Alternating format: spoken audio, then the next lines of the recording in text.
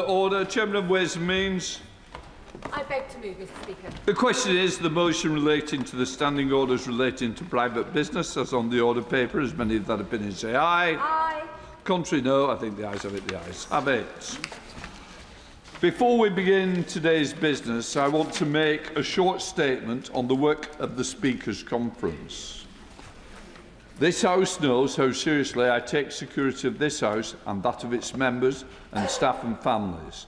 And so, a year ago, I established a conference to consider the security of members, candidates, elections and the threats against them. I'd like to extend my sincere thanks to the many members and members' staff who contributed their time and insights to the conference.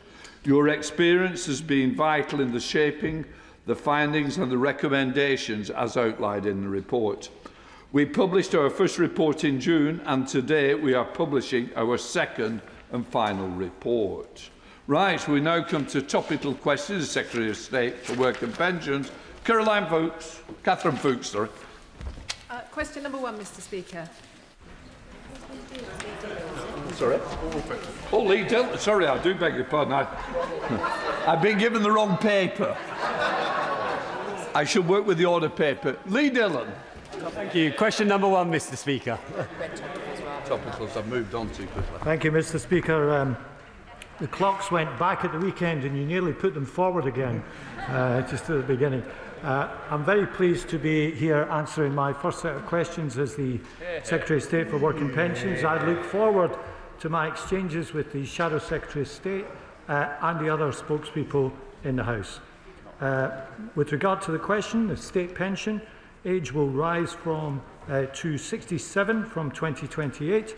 We continue to support later life planning with help with people reviewing their health, finances and skills, including specific work coaches in our job centres for the over 50s, and consideration for the future of the state pension age is already underway as asked for under the 2014 Act. Thank you, Mr. Speaker, and can I add my welcome to your new to the Secretary of State's new position. Here in my seat of Newbury, we have over 5,200 women who have been unfairly affected by changes to the state pension age. These women were wronged through no fault of their own, and they deserve justice. With a High Court hearing due in December, this could be a crucial moment for the government to finally do the right thing.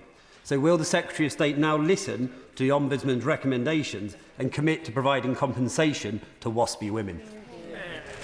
Thank you, Mr. Speaker. I do have to remind the honourable member that his party supported the acceleration in the rise of the basic state pension age when they were in government, and that has given rise to some of the questions he's raising today. Now, Mr. Speaker, you would not expect me to comment on ongoing litigation, and I won't do that, but I can assure him and the House that we'll take all relevant factors into account when considering the process for the future.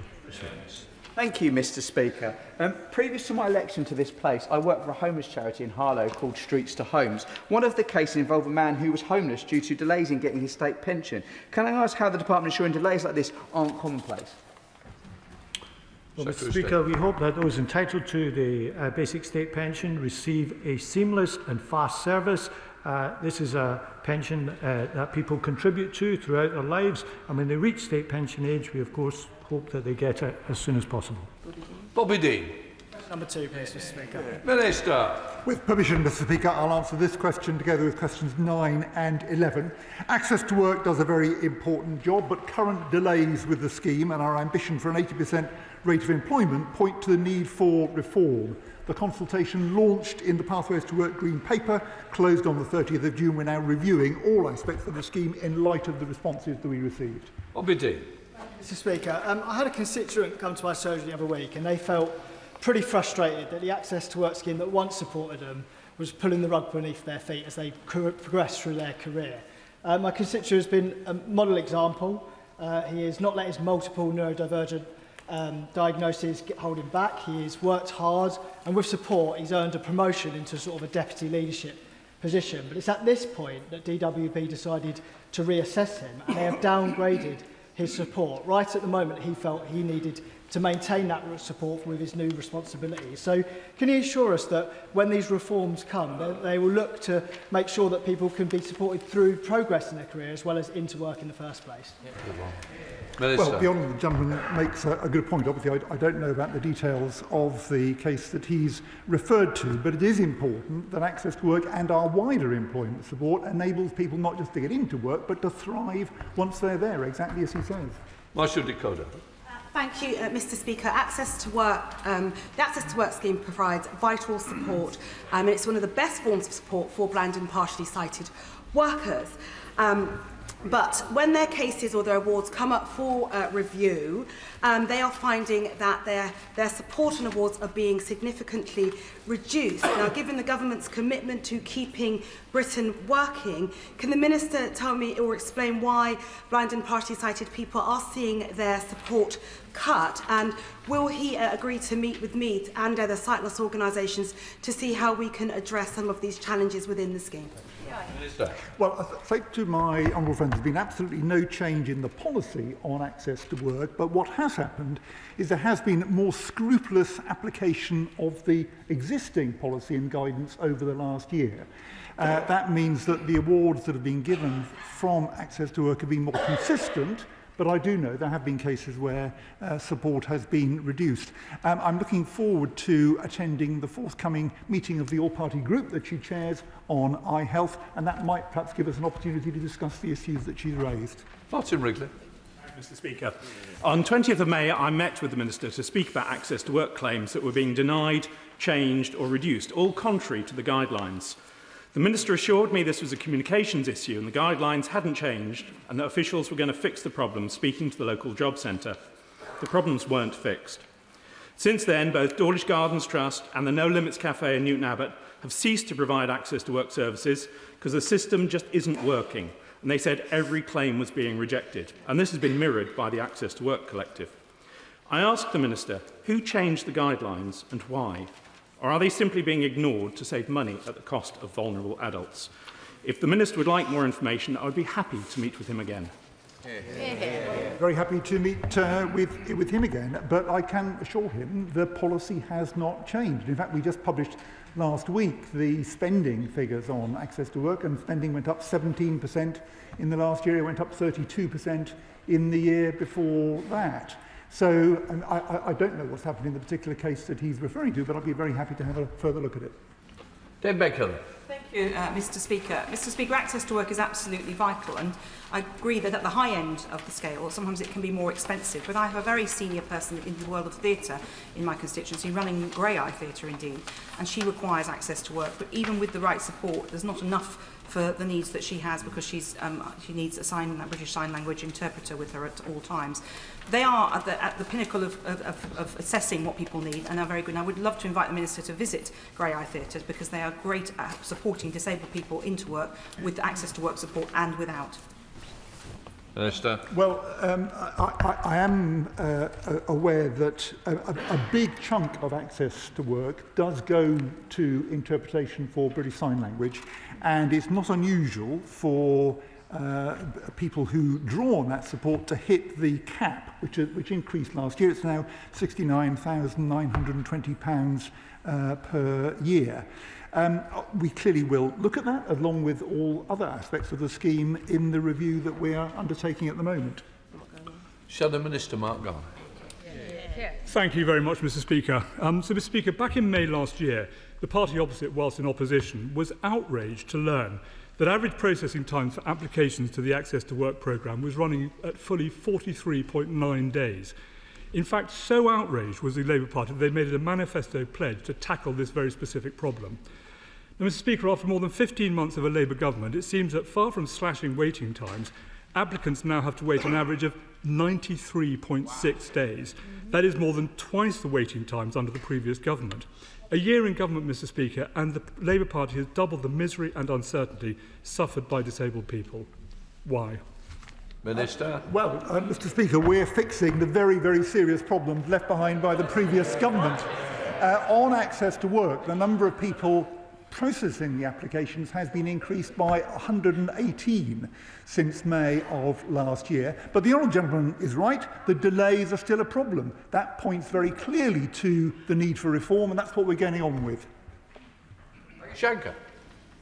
Thank you, Mr. Speaker. I want every young person in Derby... Question number 3. Excellent. Secretary. With your permission, Mr. Speaker, I will answer question 3 together with question 6. Skills are vital to give young people opportunity, economic growth and the country's renewal. That's why, as part of our Youth Guarantee, we are increasing short courses for high-demand sectors like AI and construction, expanding the number of youth hubs and partnering with sports clubs to get help to people where they are in the community. And last week we published the Skills White Paper, which sets out the next steps to train the workforce of the future. Thank you, Mr. Speaker. I still want every young person in Derby to see technical education and apprenticeships as first-class, not second-best routes to success. University technical colleges where students are 4 times more likely to process onto apprenticeships are key to unlocking that success. Will my right honourable friend meet with Pride Park UTC to discuss their plans to give young people in Derby real choice and real opportunity by rolling out a new technical centre in our city? Well, thank you, Mr. Speaker. My honourable friend has spoken often about this, and I believe he started his career as an apprentice. And as a former Rolls-Royce worker, he'll have noted the Skills White Paper, and of course he knows all about the importance of that company to the City of Derby. Let me congratulate Pride Park UTC on their plans to have a new technical skills centre, and I will ensure that he gets a meeting with me or with the relevant minister. Thank you, Mr. Speaker. My committee's recent report on further education and skills highlights the poor level of information on vocational and technical training opportunities, including apprenticeships, currently available to young people while they are in school. And we recommend that UCAS should be expanded to provide a single portal for information on academic, vocational and technical opportunities so that every young person is aware of how they can train in the skills they need to access a good job. Will the Secretary of State consider this recommendation and work with the Department for Education to deliver it? Mr. Speaker, I very much welcome that question. I think the Honourable Lady raises a very important point. If we are going to have equal status for HE and apprenticeship routes, we should also look at how the information about these is disseminated to potential applicants, and I hope she's pleased to hear that I've already asked the Department to begin work in this area. David Lammy. Thank you, Mr. Speaker. One of the worries with the new regime and Skills England is the loss of independence and the guaranteed business voice written into law that exists with the Institute for Apprenticeships and Technical Education. How will the Secretary of State ensure that business does have a voice, setting standards and making sure those standards are upheld so that everybody can have confidence in the changed system? Mr. Speaker, the honourable member is quite right to say that the business voice and the employer's voice in this is very important. And when I wrote the new remit letter to Skills England, I specifically asked them to take into account the views of employers, because it is very important that in the skills system we are training people in a way that employers want and that meets the future demands of the labour market. Ashley Fox. Thank you, Mr. Speaker, and I welcome the Secretary of State to his place with his new responsibility for skills. The government has recently reduced the amount of funding for level 7 apprenticeships. So can he tell the House what assessment his department have made on the potential impact of this reduced funding on the number of nurses in training? Mr. Speaker, the apprenticeship and skills budget, like every other budget, does demand choices. We are choosing to prioritise the levels that we need in the economy, where the value is greatest. That does imply certain choices, and I'm confident that the choices we've made will benefit the workforce as a whole and future opportunities. Brace. Please, Mr. Speaker. Mr. Speaker, with permission, I'll answer this question with question 23. We are determined to open up opportunities in work for people with health conditions. The Keep Britain Working Review we publish soon. In Pathways to Work, we have 1,000 work advisors supporting this group and will devolve powers so areas can shape their own joined-up local work, health and skills offer. Thank you, Mr. Speaker. I recently visited Plus in Exeter, who support people with living with physical disabilities and mental health conditions back into employment. I met some of the fantastically committed mentors who provide tailored training and support, helping hundreds of people who have been long-term unemployed into meaningful jobs, boosting their confidence and helping them to rebuild their lives. Does the Minister agree with me that under the last Tory government, disability employment was shockingly neglected, in contrast to this government's recent announcement about Connect to Work funding for Devon, which will help many more people back into the workplace? My honourable friend is absolutely right. The disability employment gap has been stuck around 30 percentage points ever since 2010. The example that he refers to in his constituency sounds like a great example of exactly the kind of resource we want to draw on in local areas, in each local area, to make sure that disabled people have the opportunities in work that they've been denied in the past. Thank you very much, Mr. Speaker. Mobility is a lifeline for people with disabilities, for getting to health appointments, studying, maintaining employment and so much more. Cuts to the scheme risk increased health needs and increased unemployment, likely to cost much more than any short-term savings. Does my right honourable friend agree that before any proposed cuts, a proper impact assessment is absolutely vital? I can assure my honourable friend that there will be no changes to the eligibility conditions for the PIP mobility component, or indeed other aspects of PIP, until the conclusion of the review, which I will be leading and co-producing with disabled people, and that's expected to report in the autumn of next year. Sir Julian Lewis. When severe mental illness strikes, it can be devastating and totally debilitating. But the problem from his department's point of view is that its symptoms are invisible. There have been reports about people faking mental illness in order to gain benefits. Is he satisfied that his department has appropriate checks in place? Minister. Yes, I think appropriate checks are in place, but as I've just mentioned, we are undertaking this review of the PIP assessment, and we will need to look carefully, and we'll be doing this together with disabled people, look carefully at the way these decisions and judgments are made. Shocker Adam. Speaker, at a recent roundtable at the Ayers Monsell Club for Young People in my constituency of Leicester South, parents told me that their young adults with learning difficulties who volunteered for years, often with major supermarkets, still struggle to secure work. What steps is the Minister taking to ensure young people with high-functioning learning disabilities in long-term volunteering roles can access clear pathways into paid employment? Well, the honourable gentleman raises a very good point, and he will have seen, as many will have done, recent publicity about a particular case of this kind. At the moment, the proportion of young people with severe learning disabilities, or indeed people with severe learning disabilities who are in employment, is tiny. So we're working with employers and some very good supported internship programs in the hope of opening up opportunities for work, and I hope we're going to see many more opportunities in the future. We appointed an expert panel earlier this year to look at how better to support people with neurodivergence into work, and they're coming forward with some interesting proposals. Chair of the Select Committee, Debbie Abrahams. Mr. Speaker, recently Health Equity North produced an analysis for the Select Committee which revealed that just getting 5% of people with disabilities or health conditions into employment would yield cost savings of over £12 billion. So my question to my right honourable friend is what progress is being made with employers to enable these sick and disabled people who want to and are able to work, get them into employment? Minister. Well, my honourable friend is absolutely right and raises a very important point, and I agree with her about the tremendous value for the people who benefit and for the economy more widely of opening up opportunities in employment in the way that she describes. This is, of course, is exactly what the Keep Britain Working review, being led for us by Sir Charlie Mayfield, is looking at. And I'm looking forward, and I'm sure she'll find extremely interesting, the report from Sir Charlie, which I'm expecting to be published now quite soon. Gideon Amos.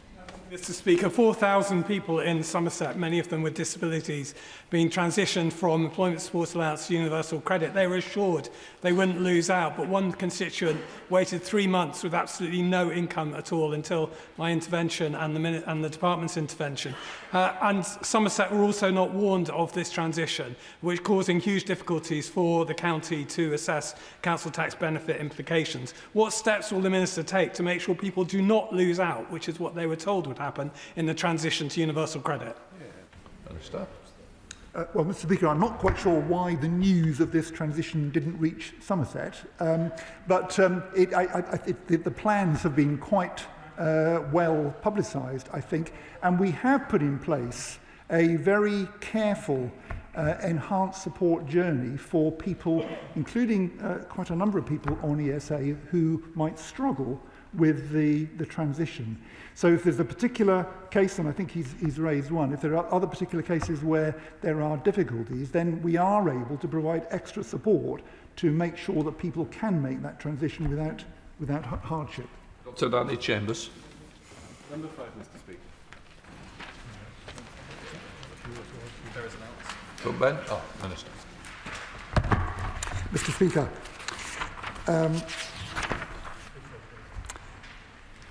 975,000 people are being paid carers allowance in England and Wales, including some 900 in the honourable member's constituency. Thank you, Mr. Speaker. We all know carers give everything to care for their loved ones, and that's both physically, emotionally, and also financially. The government received the carers report 3 months ago, and under Lib Dem pressure has agreed to publish this by the end of the year. Do we know how many carers are going to be sort of unfairly penalised in the 6 months between the government receiving the report and publishing it? Minister. Well, I agree with the honourable member's characterisation of the degree of commitment and sacrifice that very large numbers of carers are making all across the country. As he's said, the report which we commissioned from Liz Sayce is going to be published together with the government's response to that report by the end of the year, and the question that he's asking will be addressed in that response. Justine Sullivan. Thank you, Mr. Speaker. Question number 7. Thank you, Mr. Speaker. When we came to office, there were almost 1 million young people not in education, employment or training, and this government is determined to offer young people proper opportunities. Our youth guarantee will ensure that 18 to 21-year-olds are learning or earning, helping to prevent them become economically inactive almost before their careers have even begun. And as part of this, my honourable friend might have seen that the Chancellor announced a jobs guarantee scheme would be part of this in the future. Speaker, with 1 in 6 young Scots not in education, employment or training, including hundreds across my constituency of Bathgate and Linlithgow, I welcome the Government's Youth Guarantee to give young people the training or job support they need. However, with stubborn youth unemployment, the Scottish Government's swinging cuts to the college sector and employers warning Scottish apprenticeships are less favourable than those in England, how will he work to ensure young people across the UK can benefit from this government's ambition? Well, Mr. Speaker, not for the first time we have to point out that the Scottish Government has benefited from the biggest financial settlement since the introduction of devolution, and it shouldn't be too much to expect that at least a proportion of that should be spent on expanding opportunity for young people in her constituency and throughout Scotland. And Scotland has given so much to the world in terms of creativity and innovation. It is absolutely critical that the next generation of young Scots gets the chance to do the same. Tim Farrell. Mr. Speaker, skills boot camps in Cumbria provided a great opportunity, 60 hours of training for young people in disciplines as varied as coding, scaffolding and project management. It cost 2.7 million across the whole of Cumbria to deliver that. Chicken feed really compared to the benefit that those young people and their future employers get out of it. What conversations has he had with his friends in the Treasury to make sure that scheme is maintained and continued? Seriously? Well, I'm always having conversations with my friends in the Treasury, but I do agree with him that flexibility and some short courses in the skills and training system is very important.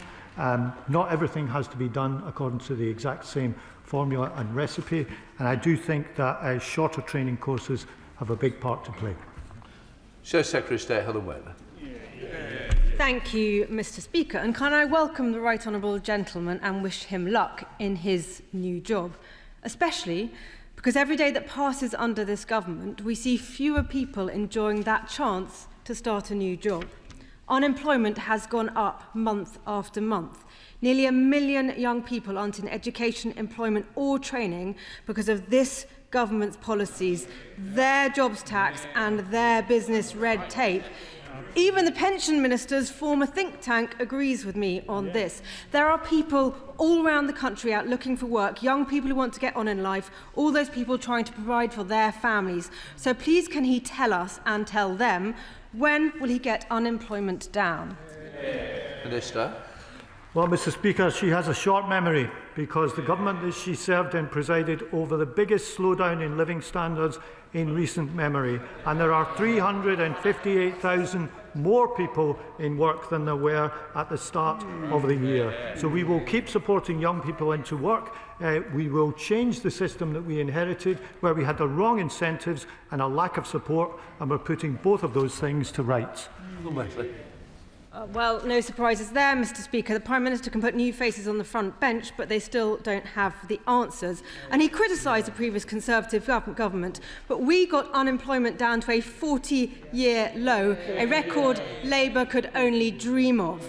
They don't want to be held to account, and worse still, he knows it won't work because the country is looking down the barrel of more tax rises in next month's budget, killing yet more jobs and opportunities. Whether it's graduates looking for their first job or older people made redundant, people are crying out for a government that's on their side. So I ask him, what will it take to get the Chancellor to understand that it's businesses that create jobs, not the government? And doesn't he agree that the more she damages the economy, the bigger the welfare bill will get?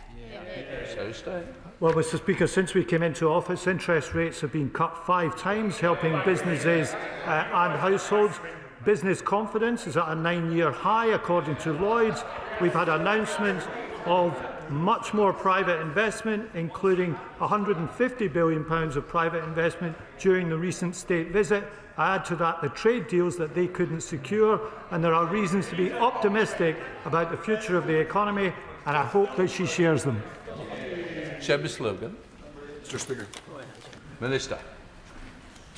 Thank you, Mr. Speaker. My right honourable friend, the Secretary of State, co-chairs the Ministerial Child Poverty Task Force, which is leading our work across government to develop the UK-wide child poverty strategy, which will be published later this year.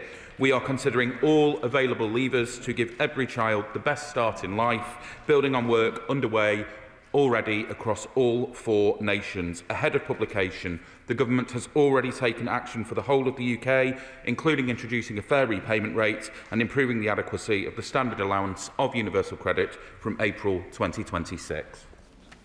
Thank you. I thank the Minister for his answer. The Child Poverty Action Group estimate that because of this Government's policies, especially the 2-child cap, every day more than 100 children are dragged into poverty.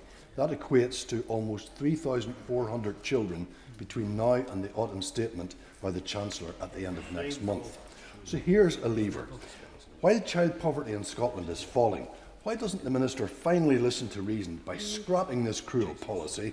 Why is he waiting? Why does he not just act now? Well, Mr. Speaker, this government is acting now. We have already, for families in England, announced that all children will be, in families in receipt of universal credit, will receive free school meals, lifting 100,000 children out of poverty. We have capped the cost of school uniform, introduced a new crisis and resilience fund. Our child maintenance service reforms will lift 20,000 children out of poverty, and there will be much more done when the Child Poverty Task Force reports later this year. Thank you, Mr. Speaker. The cost of living crisis remains the main issue that people face, despite what the far right try to claim. One way to really help struggling families would be to lift the the two-child benefit cap. That would lift hundreds of thousands of children out of poverty across the country, including many in my East Leeds constituency. So isn't scrapping the two-child benefit cap what should be announced in the forthcoming budget? Minister. Thank you, Mr. Speaker. My honourable friend will understand that I'm not going to make policy from the dispatch box, but what I would say to him, as I have already said to the previous question, is that all available levers are under consideration as part of our Child Poverty Task Force reporting later this year. We will do what it takes to bear down on child poverty. There are many levers that we can look at to do that. We have pulled some already, and we will continue that work. Thank you, Mr. Speaker. Every member in this chamber shares a commitment to lifting people out of poverty, especially children. We just have different views on how to go about it. Children in workless households are nearly 4 times more likely to live in poverty compared to those in households where adults work. We know that work pays. And yet we on these benches find ourselves surrounded by parties just itching to scrap the two-child benefit cap, resorting to yet another sticking plaster like universal breakfast clubs to reduce uncomfortable figures without putting the hard work in to tackle the causes. So does the Minister share my concern that lifting the two-child benefit cap will increase worklessness, and can he guarantee that taxes will not go up in next month's budget for adults who work hard and make careful decisions about family size in order to pay for the £3.6 billion it will cost to lift the cap? Minister. I have to say, Mr. Speaker, I am stunned to hear that the fight that the opposition frontbench chooses to pick on this occasion is opposing universal free breakfast clubs, when we know that well-fed children have hungry minds. It's exactly what she said, for those chirping from a sedentary position. But what I find even more staggering, Mr. Speaker, is the lectures from a front bench opposite that left almost 3 million people in this country economically inactive, around 1 million young people out of work, and they dragged 900,000 children into poverty when the last Labour government lifted 600,000 out. It is the last Labour government that we will be taking lessons from, not the last Tory one. Liberal Democrat spokesperson Steve Darling. Thank you, Mr. Speaker. And I note that last year the new Secretary of State for the Department of Work and Pensions said that it's open to debate as to whether the two-child limit is harmful. I note also that this policy is the most impactful of driving children into poverty, with more than 730,000 of them in poverty. Will the Minister acknowledge that the two-child limit is harmful and work with Treasury colleagues to turn this over? Minister. Thank you, Mr. Speaker, and I'm very happy to acknowledge the findings of, I think, the Child Poverty Action Group, who have put forward the statistics that the honourable gentleman has set out. What I would remind him of, as I would remind all members of this House of, is that it is not the only lever available to us. All levers are under active consideration, but I would remind him, as I have reminded other colleagues, of the steps that this government has already taken, including the rollout of universal free school meals, not universal free school meals to all families in receipt of universal credit, which alone will lift 100,000 children out of poverty. Young. Mr. Speaker. Secretary of State. Mr. Speaker, the Skills White Paper we published last week will create more opportunities, and as I said in response to an earlier question, my remit letter to Skills England makes clear the importance of working closely with employers. Employers have told us that they want more flexibility in the apprenticeships levy, and so the Growth and Skills offer is delivering this with more foundation and shorter courses launching next year. Yeah. Thank you, Mr. Speaker. At a recent round-table meeting in my Thornbury and Yate constituency, small businesses told me the particular challenges that they face in delivering apprenticeships. Given his department is now responsible for this important policy area, what is he doing to reform apprenticeships to make them easier for SMEs to deliver, and what support will you provide so that more can do so? No state. Well, Mr. Speaker, we want apprenticeships to be available to employers of all sizes. We have reduced the length of time an apprenticeship needs to take, and I think we can go further in that short course flexibility, which should be of particular help to small and medium-sized employers. Jessica Morton. Thank you, Mr. Speaker. Recently visited Premier Forest Projects in Newport to learn more about the vocational training and employment opportunities the business is offering to caring experienced young school leavers in Newport, with some wonderful success stories. Can I suggest the department look at the model this company is creating and perhaps say more about how the government is working with businesses to make sure that opportunities like this are more accessible for people from all backgrounds, including those who are care experienced? Sir Rooster. Well, Mr. Speaker, I'm very happy to look at the experience of that particular employer, and I enjoyed a recent visit to South Wales, to a different part of South Wales, to open an opportunity hub which is aimed precisely at getting more young people into work, particularly those who've been out of the labour market through long-term sickness issues. And we want to support Wales in doing this. We allocated an extra £10 million to this work over the coming year. David Lammy. Number 12, Mr. Speaker. Minister will. Thank you, Mr. Speaker. With your permission, I'll take question 12 and 26 and 16 together. I obviously recognise the challenges facing those without inflation protection, particularly after the cost of living pressures of recent years. I think that's shared across this House. I met with a cross-party group of MPs earlier this year to discuss exactly this issue. Mr. Speaker, reforms in the pension schemes bill give trustees more flexibility to share surpluses in their DB pension schemes with employers and to negotiate for members to benefit from any sharing of surplus. And that could include discretionary increases to address the issue my right honourable friend raises. Mr. Speaker, through the efforts of pension associations, we know that there have been unintended consequences of the 95 Pension Act, which made it legal to stop payment of indexation to the pre-97 pensioners of successful multinationals like 3Ms and Hewlett-Packard Enterprise, recruited with the promise of index-linked pensions, who are now suffering hardship, their pensions already frozen for 15 plus years, despite healthy funds and trustees' pleas. So what will he do to stop this dishonourable practice from continuing so that these companies deliver the financial security they promised?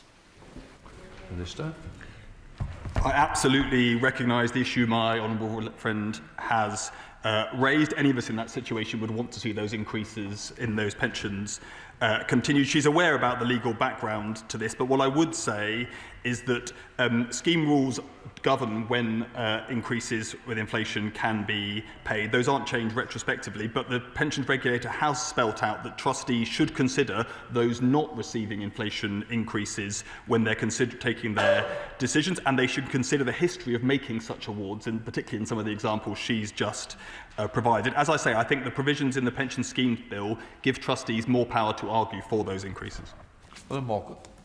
Very much, Mr. Speaker. I've been contacted by a constituent. Both she and her husband worked for Hewlett-Packard. They accrued their pension before 1997, and now, along with about 50,000 members of the pre-97 alliance, they're facing real financial hardship. In another 10 years, their pensions will be pretty much worthless. Will the Minister not consider legislating to ensure that these people aren't left in poverty, having been promised a proper pension when they started work for these companies? Minister. Thank you, Mr. Speaker. I mean, the Honourable Lady mentions a particular company, but there are others, and there's particularly a small number of companies generally that are in the situation that we are talking about here. I'm sure that the people running that company, but also on the trustees, will have heard the powerful case made by honourable members on both sides of this House. Those are decisions that have to be taken in line with the scheme rules, but nobody wants to see savers seeing the value of their pension fall over time, and I hope that employers will take the case being made in this chamber seriously. Maguire. Question 13, please. Minister. Thank you, Mr. Speaker. It is unacceptable that 23% of children in Cornwall are living in relative poverty, and we will set out measures to tackle its structural and root causes in our child poverty strategy later this year. Ben Maguire. Thank you, Mr. Speaker, and I thank the Minister for that answer. Child poverty cannot be tackled if children have nowhere safe to live. One of the most shameful legacies of the last Tory government was in Cornwall. It was left with over 700 children living in temporary accommodation, and only 1.4% of homes are now affordable for families on local housing allowance. What assessment has the Minister made of how that shortfall in affordable homes is driving child poverty rates even higher? And what urgent steps will he take to reverse it? Minister. Thank you, Mr Speaker. The honourable gentleman is right to highlight the appalling living standards that some children find themselves living in, and indeed some of the population more broadly. My advice to any Liberal Democrat MP would of course be to stop blocking the homes that we so desperately need, but I would also remind him that this government has invested £39 billion in the delivery of social and affordable homes, because unlike them, we as a party are determined to tackle the housing crisis and to build, baby, build. This is a Cornish question. Perrin Moon. So others, please don't stand. Yeah. As Mr Speaker, I represent the most deprived constituency in Cornwall, which is one of the most deprived areas in Northern Europe. Child poverty shot up under the Conservatives.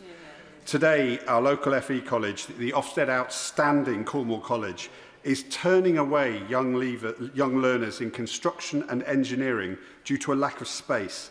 The college has a solution to expand, but will the Secretary of State meet with me to discuss this issue and help our young people, our amazing young people, break this cycle of deprivation?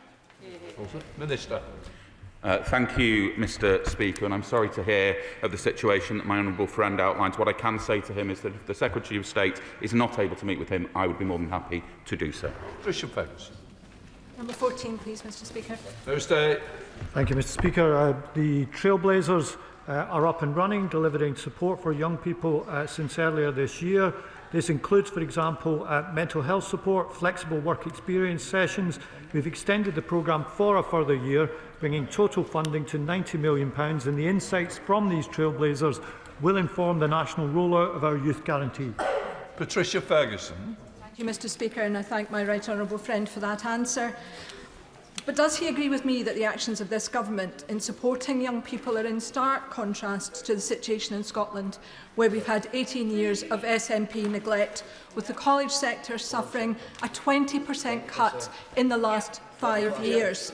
And does he agree with me that as the energy sector in Scotland transitions to greener forms of energy production, that the jobs and the skills that are needed to bolster that particular industry could be taught at these colleges, and that we risk having a double whammy of young people not being able to take on these important jobs, lecturers being paid off, and our colleges being in dire financial states? Well, I thank my honourable friend for her question. She's absolutely right to draw attention to the importance of the energy transition. And as I said, the Scottish Government is receiving the largest spending review settlement in real terms since devolution was established. We know that young people in Scotland have the talent, but is their government backing them by giving them the opportunity? We believe a proportion of those funds should be devoted to that. And I'm pleased to say that, for example, BAE Systems will be a major beneficiary of the £10 billion deal to build Type 26 frigates for Norway, a critical investment in European security, and one that I hope the Scottish Government has got round to supporting. Jim Shelton. Mr Speaker, can I welcome the Secretary of State to his place? Wish him well in the new role he plays, and I'm quite confident that he'll give us all the answers we wish to have. And just to prove that, Northern Ireland continues to have a higher proportion of youth, those not in employment, education or training, some 11 to 13% compared to the UK average. So can I ask the Secretary of State this question? What discussions has the Minister had with the relevant Minister in Northern Ireland to ensure that the opportunities and provide the necessary support to young people in Northern Ireland? Thanks so much. Well, Mr Speaker, there should be no part of the United Kingdom where we do not give young people the maximum opportunity. I had a good working relationship with the Northern Ireland Executive in my last post, and I hope to have a good working relationship with them in this post for the shared agenda of giving our young people the best possible chance in life. Question 15, Mr Speaker. Speaker, I thank the honourable gentleman for his question. Work coaches are required to tailor work-related requirements to claimants' capabilities and their circumstances, and they can pause them if that is appropriate.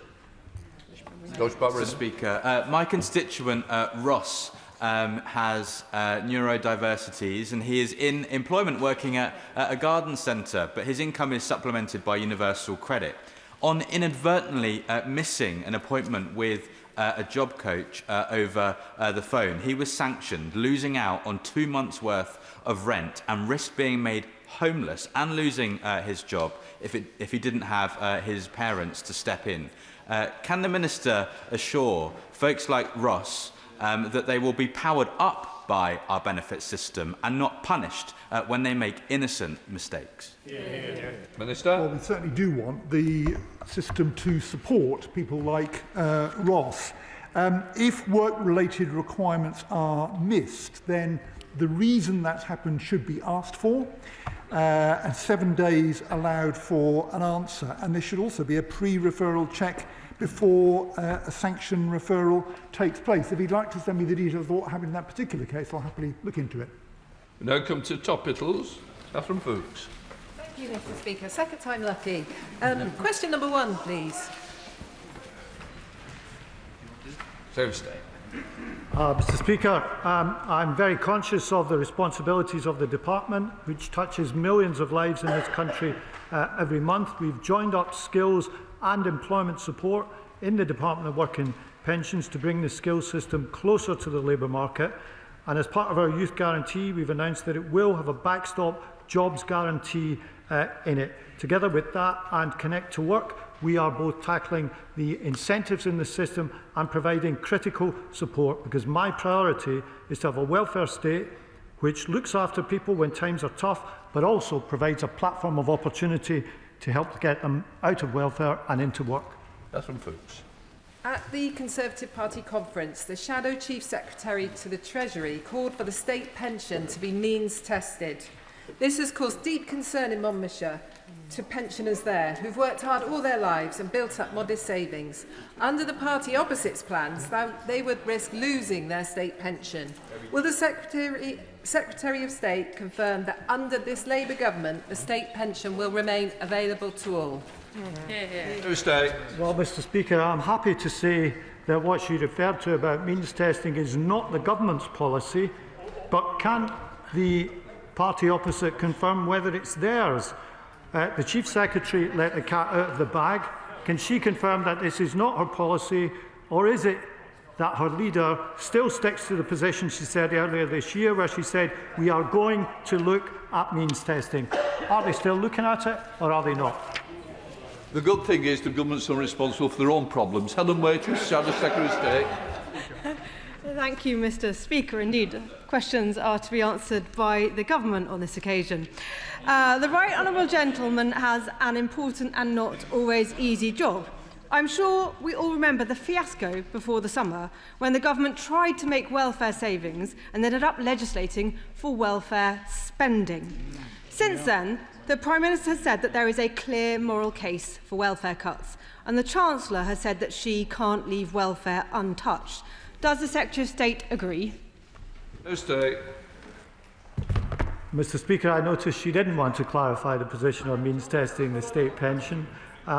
Welfare reform is happening all the time. We passed important changes to the universal credit system, which were voted through by the House. And as I said, we are putting in place important employment support to help not only the long-term sick and disabled people into work, but also young people through many of the policies that I've talked about today. I can't help but notice that the Secretary of State continues to attempt to deflect from his job of answering the questions. And the fact is, we just heard he won't commit to making the welfare savings that his Prime Minister and his Chancellor has said they need to make. I thought the Prime Minister was meant to be in charge. Getting people off welfare and into work not only saves money, it's morally wrong to condemn people to a life on benefits. Without welfare reform, this country is stuck on Labour's broken record of higher taxes and lower growth. We have even offered to help him. So why won't the Secretary of State commit to making welfare savings? Mr. Speaker, we inherited a position which had 3 million people inactive and almost 1 million people not in employment, education or training. We are putting in place critical employment support to help long-term sick and disabled people into work. We have changed the incentives through legislation on the universal credit system, and we are increasing the face-to-face checks in the system, which fell under their watch. What do people think it fell by? Do we think it fell by 10%? Do we think it fell by 30%? It fell by 90% under the system over which her government presided. Peter Lamb. Thank you very much, Mr. Speaker. Many other honourable members have today outlined the proven track record of access to work in enabling constituents, disabled constituents, to access employment, in addition to the challenges posed by the current shortfall in funding. Can the Minister reassure the House that of the £1 billion worth of additional employment support funding that has been announced this year, the proper funding for access to work remains one of the potential avenues for that funding? Minister. Well, Mr. Speaker, demand for access to work has risen sharply. I mentioned earlier that spending went up by 17% in the last year, but I don't think access to work can replace a well-designed support programme. That's what we're determined to put in place, and the Department's new independent disability advisory panel will help us work out the best approaches to employment support. Steve Darling, Liberal Democrat spokesperson. Thank you, Mr. Speaker. And the government have made a promise that those transferring from legacy benefits to universal credit would find themselves no worse off. And yet, Liberal Democrat colleagues from all over the country are finding people worse off. Will the Secretary of State give what evidence they have of how they are supporting those most vulnerable where they are finding themselves worse off? Thank you. Well, Mr. Speaker, there is transitional protection available for people making the transition across. And I spoke earlier about the support being provided through the enhanced support journey to people for whom the transition may be particularly difficult. And I'm thinking, for example, about some people on employment and support allowance. If there are particular cases that he's worried about, if he'd like to send me details, I'll very happily look into those. Foodie. Mr. Speaker, for too long, too many people in the North East have been left behind due to stubbornly high unemployment. Now, the Inactivity Trailblazer offers an opportunity to tackle the often complex reasons that sit behind this. Can the Minister set out how this will work alongside existing programmes like the New Deal for North East workers to support people into fulfilling productive employment? Well, Mr. Speaker, I thank my honourable friend. People shouldn't be denied the opportunity to work. That is why the Department has backed the Inactivity Trailblazer in the North East with £10 million this year and a further £10 million next year. It's testing new ways to help people overcome barriers to work. We are determined to turn around the situation that we inherited from the party opposite, and we are working closely with the excellent Mayor for the North East to bring these policies together. Sarah Dyke. Speaker, only 30% of people with autism are in work, compared with nearly 55% of disabled people. Charlie, who's celebrating his 31st birthday on Saturday, lives in Boltonsborough with his parents, but like many young adults with autism, he's struggled to find employment. His mother, Jenny, told me yesterday that Charlie is a classic example of wasted talent. So what steps is the Minister taking to ensure adults with autism and other SEN can find fulfilling and secure employment? The member raises a very important point, and I agree with her about the importance of not wasting talent in the future. That's the reason for the reforms that we're introducing. We set up earlier this year an expert panel to advise us on how best to support people with neurodivergence into employment, building actually on the work of Sir Robert Buckland and his review of autism employment in the last Parliament. We have now received that advice from the expert panel, and we're looking now at how to take that work forward. Lee Pitcher. Thank you, Mr. Speaker. I still have parents in Doncaster East and the Isle of Axholme coming to me because they're not getting the money their children need. One constituent reports her ex repeatedly self-declaring employment until the CMS catches up, switches onto benefits for a few months, drops to £7 a week, and then returns to self-employment to restart that cycle. Online forums, openly trade tips to avoid child maintenance. What will the Minister do to try to close these loopholes and make sure every child gets the support they need? Minister. Thank you, Mr. Speaker, and can I thank my honourable friend for his question. The government plans to consult on changes to the calculation that will capture more income types automatically within that calculation, and where parents willfully avoid their financial obligations, the CMS Financial Investigation Unit does have the powers to act and will investigate. Child maintenance is key to keeping children out of poverty, and we will use these powers wherever necessary. Ellen Morgan. Much, Mr. Speaker. My constituent's 25-year-old son unfortunately lost his leg in a motorcycle accident and it was amputated above the knee. But he was awarded PIP and a specially adapted car and has been able to rebuild his life. In August this year, he was contacted to say that the PIP and the adapted car would be withdrawn from him. He's clearly and sadly not going to get any better. How can we be in a situation where people whose condition is permanent are having their support withdrawn? Well, Mr. Speaker, I'd be very happy to look into the particular case the honourable member raises. Of course, there is an appeal available, and I'd hope that her constituent will have submitted an appeal. But if you let me have the details, I'll gladly have a look. Joe Powell. Mr. Speaker, earlier this month I visited the SPEAR programme in North Kensington, who are doing fantastic work supporting young people back into employment through programmes which the DWP Data Lab have found to have a significant impact. Could the Minister outline how evidence produced by units like the Data Lab will help guide the trailblazer funding to get young people back into work? Thank you, Mr. Speaker. The SPEAR programme was one of the first organisations to go through an evaluation with the Data Lab a few years ago. I'm pleased to tell him the findings from that were really positive, and I'm delighted that his constituency is located in one of the youth trailblazer areas, because as we've reiterated several times during this session, it is crucial to do everything we can to help young people into work and address the issue of people not in employment, education or training that we inherited. Liz Jarvis. Mr. Speaker, many young care leavers living in supported housing want to increase their hours at work but find themselves caught in the benefits trap. And YMCA Eastleigh tells me this is impacting care leavers in my constituency. What recent discussions has the Minister had with Cabinet colleagues on reforms to the tax and benefit system to make work pay for young care leavers? Minister. Well, Mr. Speaker, there is a problem in the interaction between housing benefit, which provides housing support for people in supported accommodation, and housing support in the universal credit system. That interaction does cause difficulties, and I think that's what she's referring to. We are looking at that at the moment. I'm talking to other parts of government about it, and working with people like the YMCA and Centrepoint to look at the problem and what we can do to fix it. Thank you very much, Mr. Speaker. Many of my constituents in Coatbridge and Bellsill are experiencing delays in migrating to universal credit due to years of Tory mismanagement over our welfare system. This is a stressful time for claimants and a very busy time for the department. So can my right honourable friend outline what steps the department is taking to make sure it is fully resourced so that these delays are processed and those claims the time for those claims is reduced?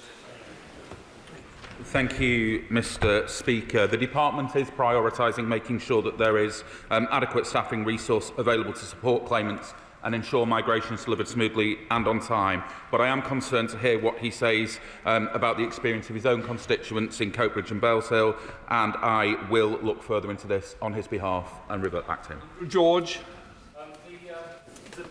The Trussell Trust recently reported that 3 in 10 people referred to food banks in 2024 were in working households, and that the majority of those, 72%, were on universal credit. What more can the government do to ensure that work pays and that we can take low-paid workers out of poverty? Mr. Speaker, I recently spoke at an event hosted by this organisation in Parliament. I was pleased to say that in their report they said there had been a small drop in the use of food banks over the past year. We have put the Household Support Fund on a proper basis, now the Crisis and Resilience Fund, for the next 3 years to support those families in the most desperate need.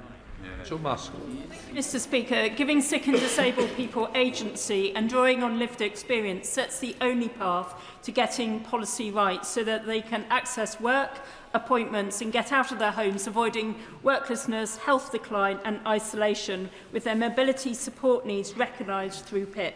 Further to his previous answer, will the Minister ensure that any policy reforms to the PIP mobility payments will be fully co-produced with sick and disabled people?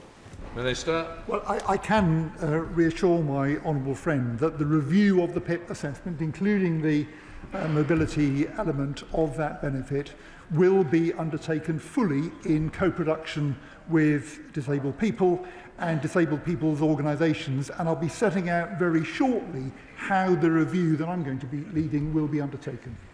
John Mayo. Businesses crying out, Mr. Speaker, that the Employment Rights Bill is going to cost jobs. Now the Tony Blair Institute, the spiritual home of the Secretary of State, says it will cripple the jobs market, especially for young people, and it's not a laughing matter. So what is the Secretary of State's view? Will the Employment Rights Bill help his department to increase employment, or will it cost even more jobs? So state. Mr. Speaker, it should be no surprise that the Labour Party supports better rights at work for people. History is replete with warnings that better employment rights would result in fewer jobs. These were the warnings that the party opposite gave when we introduced the national minimum wage many years ago. Of course, it is important that when legislating on these issues, we do it closely in consultation with employers, and that is precisely what we intend to do. Kim Johnson. Thank you, Mr. Speaker. 47% of children in my Liverpool Riverside constituency live in poverty. The Minister has mentioned that he will consider all levers. Does that include speaking with the Treasury to look at a wealth tax to bring in much needed money into the Treasury to remove the two-child cap? Mr. Speaker, as we've discussed a number of times, of course we want to reduce child poverty. She will not be surprised to hear that when it comes to tax, this is a matter for the Chancellor and not for me. Mohammed.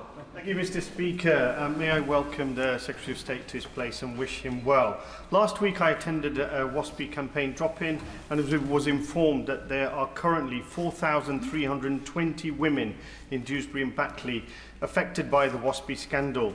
This was previously higher, but many have already passed away without justice. On the 27th of July, I wrote to the former Secretary of State regarding her support for WASPI campaign after being contacted by over 40 of my constituents, but I have yet to receive a response. With the government still refusing to engage in civil mediation to deliver justice to the WASPI women, will the new Secretary of State reconsider meeting campaigners to find a just way forward? Minister. Thank you, Mr. Speaker. The previous Minister for Pensions met with representatives of the WASPI campaign. She did so to hear from their experiences directly and was the first Minister to do so in 8 years. I will look into the details of the letter he mentions. Total crime. Mr. Speaker, I'd like to welcome the Secretary of State to his office and thank the Under-Secretary of State for our visit to the DWP Debt and Fraud Centre in Minor Hill in your constituency recently. 95 jobs there, doing a tremendous work across the UK, proving that civil service job dispersal does work. Isn't this a template for other government departments and an example to the Scottish Government, SNP Scottish Government, which has dispersed no jobs, no power and no funds from Edinburgh? Minister. Thank you, Mr. Speaker. I endorse everything that my honourable friend has said. I did have a fantastic visit to what is a very beautiful constituency that he is fortunate enough to represent, and it showed exactly what can happen through our Places for Growth initiative that looks to relocate jobs out of London and into places such as Stornoway. Rachel Gilmore. Mr. Speaker, in my constituency of Tiverton and Minehead, I've met with many pensionable age constituents, most of them who live on the Duck estate, who've lost entitlement to pension credit by as little as 50 pence. Would the Honourable Minister agree with me that the pension credit, ESA and PIP systems could all do with more common sense and a little less of a computer says no mentality? Minister. Thank you, Mr. Speaker, and I thank the Honourable Lady for her question. I think in general, lots of life could do with less computer says no, so on that basis we all agree. On the specifics of the question she raises about pension credit, the nature of the system is obviously that it's providing a guaranteed level of income. It's not setting out an entitlement like universal credit. So there does have to be a limit somewhere, and I'm afraid that does mean that some people will always be on one side of it. But what you don't want to see in a system is too many things in that winner-takes-all perspective. But I take the point she raises. Lee Ingham. Thank you, Mr Speaker. I recently visited Drake Hall Women's Prison in my constituency of Stafford, Eccleshall and the Villages, and they have a brilliant initiative there, a Holford Training Centre, to support people into employment once they leave the prison estate. They support people all over the country, not just in my constituency, and I'm interested to find out whether the Secretary of State could let me know what conversations are happening with the Ministry of Justice around schemes like this, supporting or expanding them. Secretary of State. Well, I thank you for a question. It sounds like an excellent initiative, and of course it is important, if we are to rehabilitate prisoners, that they get training and the chance to get into constructive employment after their sentence. I'm sure that applies not just to the prison in her constituency, but throughout the country. Thank you, Mr Speaker. Alan Marnes is a constituent of mine in Southbow who has staunchly campaigned since 2002 on the issue of the lack of indexation for pre-1997 pension rights, having been one of the 140,000 people who lost their occupational pension. I wrote to the Secretary of State asking whether the newly revived Pensions Commission will address the issue of failed pension funds more than 2 months ago and have still not received a response. So would the Secretary of State agree to meet with me and Alan to provide some much-needed clarity on such a long-standing issue? Minister. Thank you, Mr Speaker. I'm not absolutely clear whether the particular case that the honourable member is raising relates to people within the PPF and the FAS, or is relating to a pre-97 indexation within a solvent pension scheme. But if you'd like to write with me to the details, I'll absolutely make sure that I come back to it. Steve Witherden. Thank you, Mr Speaker. 1 in 3 children in my constituency are growing up in poverty. With the budget approaching, what discussions has he had with the Chancellor of the Exchequer about scrapping the 2-child limit, a policy widely recognised as one of the biggest drivers of child poverty in Britain today? Secretary of State. Thank you, Mr Speaker. We've already taken action to reduce child poverty, extending free school meals to all families on universal credit. Of course, we will explore other avenues to do this. We want to reduce child poverty, in stark contrast to the record of the party opposite. So, Oliver Dalden. Thank you, Mr Speaker. When my constituents move into new social housing, they find it stripped of perfectly good white goods, curtains, carpets and so on. What can the government do to address this? Because it's driving my constituents further into poverty and benefit dependency. It's also environmentally destructive. Surely there's a way through this, and can I call on him to work with others across government to address it? Minister. The right honourable gentleman raises an important issue. It is something that might perhaps be better discussed at MHCLG questions, but as he asks us to pick this up cross-department, I would be very happy to do so. What I would say to him is that the Crisis and Resilience Fund, formerly the Household Support Fund, is in place to support people setting up in new homes, as are indeed grants that are available from housing associations directly. That completes questions. Let front bench. Point of orders come after. Don't worry. After steps you're accused. See you later.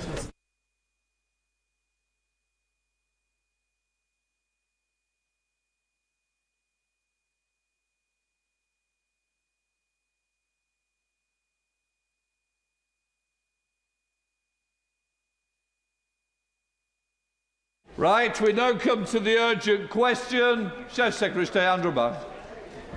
Mr Speaker, to ask the Secretary of State for Energy Security and Net Zero if he will make a statement on the future of the North Sea oil and gas industry. Minister. Thank you, Mr Speaker. The North Sea will be at the heart of Britain's energy future. For decades, its workers, businesses and communities have helped power our country and our world, and they will do so for decades to come. The oil and gas industry has lost around a third of its entire workforce in the last decade, as oil and gas production has declined. A plan is now needed. And that's why in March we consulted on a framework for building a world-leading offshore clean energy industry in the North Sea, alongside managing existing oil and gas fields for their lifespan. We will respond to that consultation in the coming weeks. And alongside that, we published our Clean Energy Jobs Plan, which sets out over 400,000 more good jobs to be created across the UK, including 40,000 in Scotland by the end of the decade, facilitated thanks to record investments in clean energy and the certainty that our plans have created to see over £50 billion worth of private investment since July 2024. Now, turning, Mr Speaker, to today's news. Colleagues in the House will be aware that Petrofac Limited have for some time been working on a restructure relating to their global portfolio. This restructuring plan failed following the unexpected termination of a contract by Tennant, a Dutch transmission company. And at 7 a.m. today, holding company Petrofac Limited announced that it will be entering administration. Now, while obviously disappointing for the company, this is the product of long-standing issues with their global business. Contrary to misleading reports today, the UK arm of Petrofac has not entered administration and is continuing to operate as normal, as an in-demand business with a highly skilled workforce and many successful contracts. Indeed, only last month, Petrofac's UK arm extended 2 significant contracts, demonstrating this business has a viable future. The announcement today only covers the top-level holding company, Petrofac Limited, which has no employees. The Petrofac Group has faced long-standing challenges, including a high-profile £77 million financial penalty imposed in 2021 following a serious fraud office investigation into bribery. Now, we understand that there is reason to be optimistic about a commercial resolution, including the UK arm, and the Government has been and will remain in close contact with the company. And I repeat this to the House. The UK business has not entered administration. It is successful and growing, and it will continue to operate as normal. No, sir. Andrew Bow.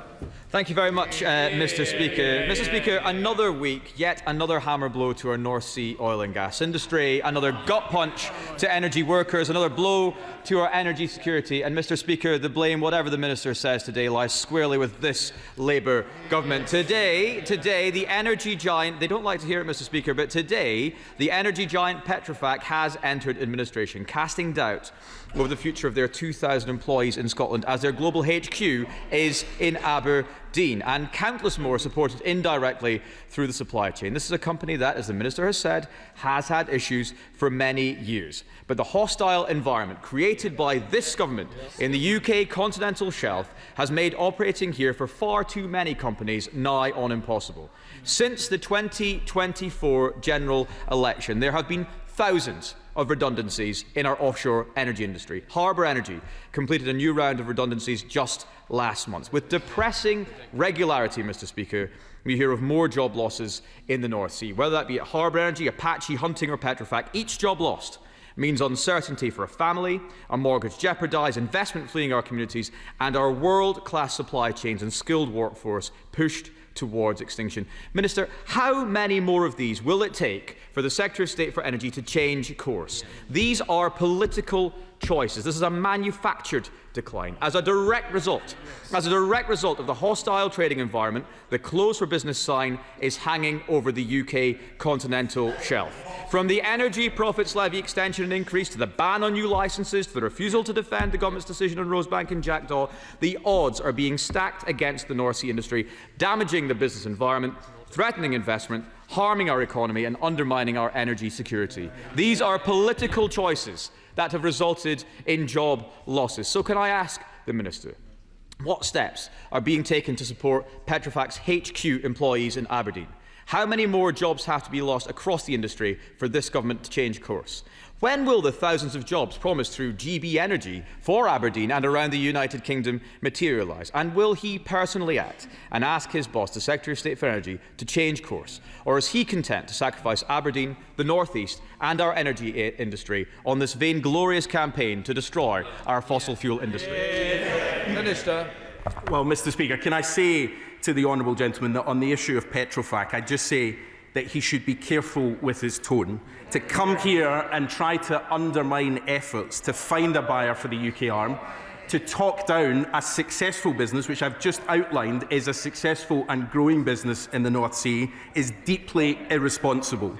There have been long-standing issues at this company, and as a former minister in Desnes, he of all people should know of these long-standing issues, and he'll be well aware of that given his previous role. We all have a responsibility here across the House to support this company at the moment, not to undermine it, and to send a positive message to those workers, the suppliers and the customers that the UK arm is continuing to operate as normal.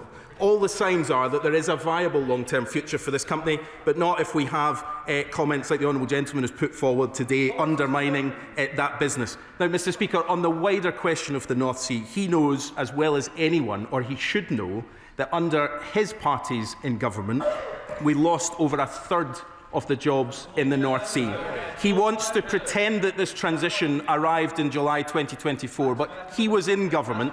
He was in government when these jobs were going, and they failed time and time and time again to come up with any credible plan for how they manage the future of the North Sea. We will not do that. We will come up with a plan, and that's why we're building the industries of the future on hydrogen, on carbon capture, on offshore wind, on the supply chains, the very investments that he and his honourable friends on that side turn their back against time and time again. They're turning their backs on the future of the energy story in the North Sea, more interested in exploiting problems than actually solving them. And time again, they have learned no lessons from their time in government when they left these workers without a credible plan. We will not do the same again. Patricia first. Thank you, Mr Speaker. And I wonder if my honourable friend can outline to the House how this government is delivering the Clean Energy Jobs Plan, which will see 40,000 new jobs in the clean energy industries in Scotland by 2030. A very welcome move, and I'm sure one that will be welcomed around the Chamber. But can he also advise what support will be given to that plan by the Scottish Government? Minister. Well, my honourable friend makes an important point about building up the industries of the future. Look, I've said on a number of occasions we should rightly be proud of 6 decades of oil and gas in the north east of Scotland. We should be proud of the work that that workforce has achieved, but we should also recognise that we have been in transition now for a long time, and building up the jobs of the future in carbon capture, in hydrogen, in offshore wind, in supply chains. These are how we make sure that there's a long-term, viable, sustainable future in the north east, alongside oil and gas for many decades to come. The work that the Scottish Government needs to do in this space is particularly around improving the skills offer, so that there are more of Scotland's young people who can take up the 40,000 jobs that we'll create over the coming years. That's a huge opportunity for Scotland's young people, but only if we improve the system of education we have in Scotland. Pippa Helling, the Liberal Democrat spokesperson. Thank you, Mr Speaker.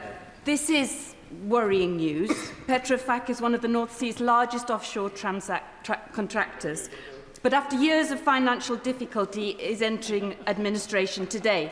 Whilst I cannot share the honourable member for West Aberdeenshire and Kincardin's desire to ditch the Climate Change Act, I do share his concern for these 2,000 jobs in Scotland and those workers who face uncertainty about their future. So the Secretary of State must act swiftly to find a sustainable path forward, hopefully secure a buyer and safeguard these skilled jobs. And this underlines why the Liberal Democrats have called for an independent Just Transition Commission, putting oil and gas workers and local communities front and centre. And it was good to see the much-awaited publication of the government's Clean Energy Jobs Plan last week. However, we do know job creation is not happening fast enough to keep up with job losses in the North Sea. So can the Secretary of State and the Minister confirm what will be done to fill that gap in the meantime, in the short term, and deliver a genuinely just transition that keeps these skilled workers powering Britain's clean energy future? Minister.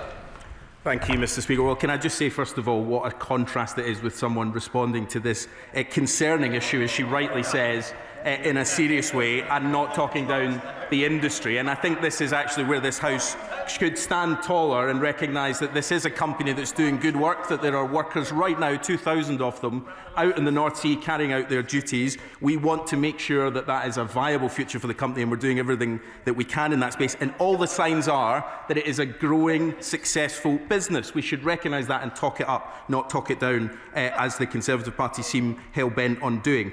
Can I just say on her wider point, she's right to say that, of course, the future of clean energy jobs is tens of thousands across Scotland and hundreds of thousands across the UK, but that we need to ramp those jobs up as quickly as possible and make sure that people can achieve those jobs. We're doing what we can around looking at the skills framework in place, but also making sure that through investments we're making in Great British Energy, those jobs come forward much faster, and that people are supported to move from jobs in oil and gas into those jobs where we know there's a real correlation in skills in the future. We're picking this work up after a failure of the previous government to have any plan. We're moving as fast as we can, and we'll say more on that North Sea plan in the coming weeks. Dr. Craig. Thank you, Mr Speaker. And I have to say this is a very underpowered, urgent question, a bit similar to a two-stroke engine that we're attached to our rowing boat. One of us is going to sit down. It's going to be me. When I decide on urgent question, I don't need to be questioned about how urgent, whether it's 2-stroke or a 50cc. Actually, some of us actually think it might be 3 litre. Of course, referring to the opposition, the shadow minister, who knows full well that he has missed the story here. Petrofac went into administration because the Dutch government cut a contract for offshore wind farm developments, and I dare say that raises concerns about the viability, the finance and the supply chain for the offshore wind farm industry. But Petrofac, as the shadow minister well knows, as the minister has pointed out, is successful in the UK, has 2,000 jobs in the UK, has contracts in the UK, so we need less scaremongering from this underpowered opposition and more assurance from the minister that he will look after these jobs. Thank you, Mr. Speaker. I would just reflect on something my honourable friend said, that look, this is a global company. It has not had its troubles to seek for some time. It was subject to an investigation back in 2017. It has gone through a number of restructuring routes since then. Ultimately, that process came to an end when they lost a significant contract from Tennet, one of the Dutch transmission owners. So this is a company that has faced global headwinds for some time. But the UK business, and I'll repeat this to the House again and again, the UK business has a viable long-term future. It is already growing. It is successful. And we have a responsibility, I think, across this House to talk up British businesses, to talk up the workers in those jobs at the moment, not to talk them down. Stephen Flynn. Thank you, Mr. Speaker. May I convey in the strongest possible terms to the junior minister the anger and anxiety that is felt by my constituents in Aberdeen, because right now they are providing energy security to each and every one of us on these aisles. They are providing revenue to his treasury, and yet the only reward, the only certainty that they seem to have on this government's watch is that of looming job losses. So may I ask, and he shakes his head, may I ask him to come to Aberdeen and explain to my constituents when he is going to listen to trade unions, to academics, to the workers and to industry and protect that industry going forward for our energy security, but also for Scotland's economy. Yeah. Well, thank you, Mr. Speaker. I'm in Aberdeen regularly and do meet his constituents who are working right now in renewables and carbon capture and hydrogen jobs, as well as his constituents who work in oil and gas, his constituents who benefit from investments that Great British Energy will make, for example, which he failed to vote for, and who also tell me that after a long period of time of having no credible plan on the... He can shout me down all he wants. He can shout me down all he wants. He asked a question. I'm just going to say to the honourable member, I brought you in early because I thought it was right to your constituents and you'd applied for a UQ. But I do expect a little respect, even if you don't like the answer, Minister. Thank you, Mr. Speaker. He asks a serious question, and I'm trying to give him an answer if he would but listen for a few moments. We do take seriously the issue of job losses. Of course we do, and I do take them very seriously. But what we have to recognise is that there have been 70,000 jobs lost over the past 10 years without a credible plan on the future of the North Sea. We're going to deliver that. We're delivering new jobs in the energy future alongside that. But I would also just say to him, I'm somewhat confused what the SNP's policy is on this, because as far as I understood it, it is exactly the same policy as this government has, which is to look at the licensing position. Now, if he's telling us now that the SNP's position has changed, then that's news to me and I suspect to the House. But of course, they haven't published the draft energy strategy. It's been in draft form for 2 years, so it's hard for anyone to know. Holly Billington. Speaker, what steps is the Minister taking to ensure that the UK arm of the company, which is an in-demand business with a highly skilled workforce and many successful contracts, has a long-term future in the UK, particularly in the context of our Clean Energy Jobs Plan announced earlier last week, and indeed, as my right honourable friend from the Western Isles pointed out, some of the risks around the development of offshore wind in Holland? I thank my honourable friend for the question. Look, we have obviously been liaising with the company over quite a long period of time on the restructuring, and indeed the previous government did as well. We've been looking at this issue. We'll continue to work very closely with them to make sure that there is a viable long-term future for the UK part, but it's an in-demand business. As I say, just last month they expanded some of their contracts, which shows that they are successful. And of course they have a highly skilled workforce working in a huge range of jobs right across oil and gas. The wider question about investment into renewables is also one that we should take seriously, which is we have a huge opportunity in the United Kingdom to capitalise on the economic opportunities that come from offshore wind, from onshore wind, from hydrogen and carbon capture, but it requires consistency and a view that the UK is a safe place to invest, things that are put at threat by the party opposite.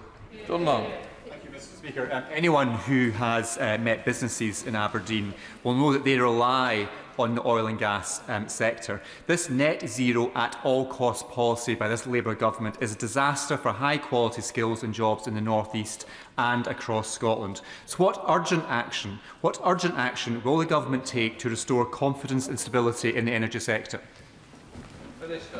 Well, I reject his assertion that this government is somehow following a course without looking at the evidence. Clearly, oil and gas is a crucial part of our energy mix and will be for decades to come. We've been really clear on that. But so too is building up what comes next. And that does mean investing in the supply chains that so often were not part of building the infrastructure that we have in our waters. We towed things in and switched them on and had none of the jobs that went with it. We're determined to change that. But that comes with having a credible industrial strategy, and it also comes with a long-term plan for the future of the North Sea, something that we didn't have under 14 years of the previous government.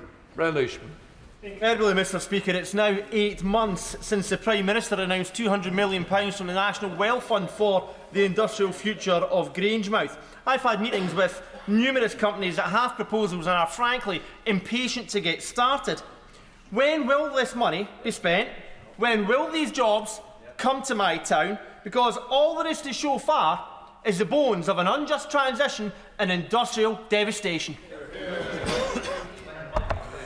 Well, we absolutely have been looking at a number of proposals. I met 5 companies who are the front runners for investment from the National Wealth Fund, along with the Scottish Government Minister for Energy.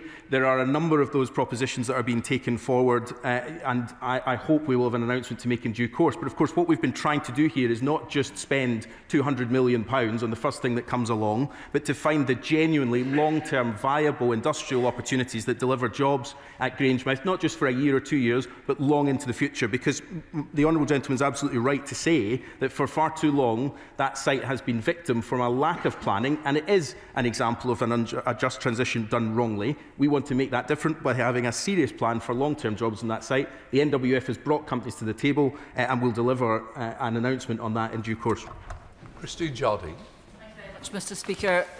While I accept the Minister's comments about Petrofac, it is a very worrying day for not just the 2,000 workers whose jobs are at stake, but for the entire North East economy in Scotland, for the oil economy. And there are 2 things which are missing, which we desperately need in Scotland. And one is investment in jobs and the skills that we will need for those renewable industries that the Minister talks about. And the other is a reform of the taxation system, of the windfall tax, to make sure it's consistent and that we have consistency in the North Sea. So can the Minister tell us what this government is going to do about those things? Well, can I thank the honourable lady? She's right, of course, that any announcements like this are worrying for those directly involved, but obviously for the wider community, and I entirely recognise that point. She's right to say that investing in the jobs of the future is critical. We've worked with the Scottish Government, because we do work with the Scottish Government, to deliver joint funding for transition support so that workers can get the direct skills support they need to move from an oil and gas job into a renewables job. That's really important. But we do need to see much more in upskilling the next generation who can take advantage of the jobs that we'll create in the clean energies of the future. On the question of taxation, I'm afraid that's a matter for the Chancellor. Graham Downey. Much, Mr. Speaker. My own constituency in Dunfermline Dollar has SMEs and large businesses working in renewables, working in oil and gas, solar, onshore wind and offshore wind. Does the Minister agree with me that some of the outburst today we've seen from the opposite sides, from both the Conservatives and the SNP, will do nothing but undermine confidence that those companies face. And furthermore, can he please reassure me that he is working extensively with colleges in Scotland and with employers to make sure that we do see that transition from skills from oil and gas into renewables, so that people in my constituency can take full opportunities of the investments this government is making. Well, my honourable friend is absolutely right that there are huge opportunities coming. And look, when I say we should be proud of the history of oil and gas, we should also be really proud of what that industry is doing to transition into the future. We need to do much more to make sure those jobs are delivered now. But certainty and confidence that the plan isn't going to change overnight is critical for how we get private sector investment into the UK to deliver on these jobs. It's also why it's so important we look at skills in the round. And look, I do have to say, despite outbursts today, the SNP in Holyrood and this UK government are working closely on making sure those skills opportunities are delivered. Would I like that to go further? Of course I would like that to go further. I hope we'll have a change of government and can make that happen. But this only works if we have a serious approach to recognising the challenges and building the jobs of the future and making sure people can take advantage of those opportunities right across Scotland. We urgently need to restore confidence and stability in our oil and gas sector, or we'll be here again and again as more and more businesses suffer and more jobs are lost, whether that's in my Gordon and Buchan constituency, across North East Scotland, Scotland as a whole, or the UK as a whole. There are oil and gas and energy jobs everywhere in the UK. The future of Petrofac's 2,000 skilled and expertise staff, but also the indirect jobs that rely on them, are now at risk, and are at risk based on the Petrofac being able to find a buyer for its North Sea assets. Does the Minister think that the job of finding a buyer has been made more or less likely, given what the government has created, in the industry words, being the most unstable fiscal environment in the world? I have to say, Mr. Speaker, I have enormous respect for the Honourable Lady, but this is not the day to be talking down this particular company. Now, she can make the wider points about this government's policy, and I totally recognise that, but this is a hugely important moment not to undermine a successful and growing company, to make sure that the suppliers and companies and customers of Petrofac continue to support that business, because it is operating, as of today, as normal. And I think it is incumbent on all of us to make sure that that continues to be the case. We are obviously making sure that we're working closely with the company to make sure that outcome is delivered, because she's right to say about the wider impact. But those 2,000 jobs have continued as normal today. The supply chain jobs that rely on those 2,000 jobs have continued as normal today. And any suggestion to the contrary is just not correct. Christine Sullivan. Does my honourable friend agree with me that it is important to speak responsibly, with care and accuracy, around the successful UK arm of Petrofac? Because to do otherwise will only serve to undermine the business and job security that we all want to see across this House. And what steps is he taking to ensure it has a long-term future in the UK? Well, I thank my honourable friend. And look, of course, I come to this House and rightly expect to be challenged on this government's policies, and a back and forward that is as strong as we have had is important. But I think in this one instance on this company, separate from any view that members might have on the wider policies of this government, it is important that we come together where we can and say this is a strong, successful, growing company. It is in all of our interests right across this House to talk up the importance of this company continuing to be successful, so that a buyer is found or another commercial resolution is found, so that those jobs can be maintained. That's surely in all of our interests. Kirsty Blackman. Every single one of us has been criticising government policy, not criticising Petrofac, not criticising the expertise and the workers at Petrofac, not criticising any of the workers that are working in our oil and gas industry. The Minister says that he's been spending time in Aberdeen. Does he have any idea how it feels to be in Aberdeen just now? Does he have any idea how this is just another hammer blow that is coming? And it is because of the government's policies. It is because of the fact that there is this massive gap. Skilled workers in the oil and gas industry will just go abroad. They will go away elsewhere. It does not matter whether or not we retrain them. The jobs are not there for them right now. What is he going to do to plug this gap? What is he going to do to keep these skilled workers in Scotland, in Aberdeen, in these islands, and not drive them away? Well, look, I take her first point with a pinch of salt after her second point, where she said that this comes as a hammer blow to the community. There is no hammer blow. Those jobs have been protected. And there are 2,000 workers today waking up doing the same job as they were doing last week. So I take a bit of a pinch of salt with that point. She's right, of course, to say, look, I am in Aberdeen. I don't pretend she's an Aberdeen MP. Of course, she hears from her constituents much more than I am when I'm there. But I've made an effort to be there as often as possible to hear the concerns, but also to recognise that that is exactly why we need to move further and faster than we have done for the past 14 years of the previous government, 18 years of the Scottish Government, to put a credible plan in place for the future of those jobs. That does mean investing in future jobs, but also making sure that the processes are in place so people can take advantage of those jobs much more easily. Passporting, something which was stuck in the mud for years, is now being delivered because we helped to unlock it. Now, there's a lot more to do, and we'll say that in the coming weeks when we publish our Future of the North Sea plan, but we are the ones driving forward investment that creates the jobs of the future, and I'm afraid other parties, and I didn't until today count her party as one of those, are harking back to the past rather than recognising the jobs of the future need to go hand in hand with good, well-paid oil and gas jobs in the short term. Dr Scott Arthur. Thank you, Mr Speaker. And I thank the Minister for his statement and the confidence he is showing in these workers, absolutely. We've heard from the SNP, the difference between Labour and SNP just now is that SNP do want to scrap the Energy Profits Levy, but they don't know what they're going to replace it with. They just want to replace it with something that's fairer. Does he agree that, does he think this is the kind of leadership we need in the oil and gas sector? Well, I say to my honourable friend, we recognise that the Energy Profits Levy will come to an end. We've consulted on what the future of that looks like with industry. It's a matter for the Chancellor to obviously outline tax policy as it is standard practice in this House. It's not for me to say that. But I would say, look, there is a broader question here about how we make sure we're driving forward investment and talking down the investment in carbon capture, hydrogen, offshore wind and the supply chains is not the way to drive forward the jobs of the future alongside these critical, important oil and gas jobs that will be with us for decades to come. Sir Bernard Jim.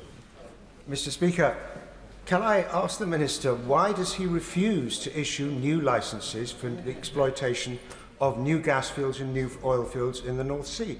Because that is what the industry would like, and that is what the country would like, because we'd like a stronger balance of payments, we'd like more tax revenues for the exchequer, and we'd like a future for the North Sea oil industry. What is the point of choking off our own North Sea oil and gas industry when we have to import those fuels from other countries?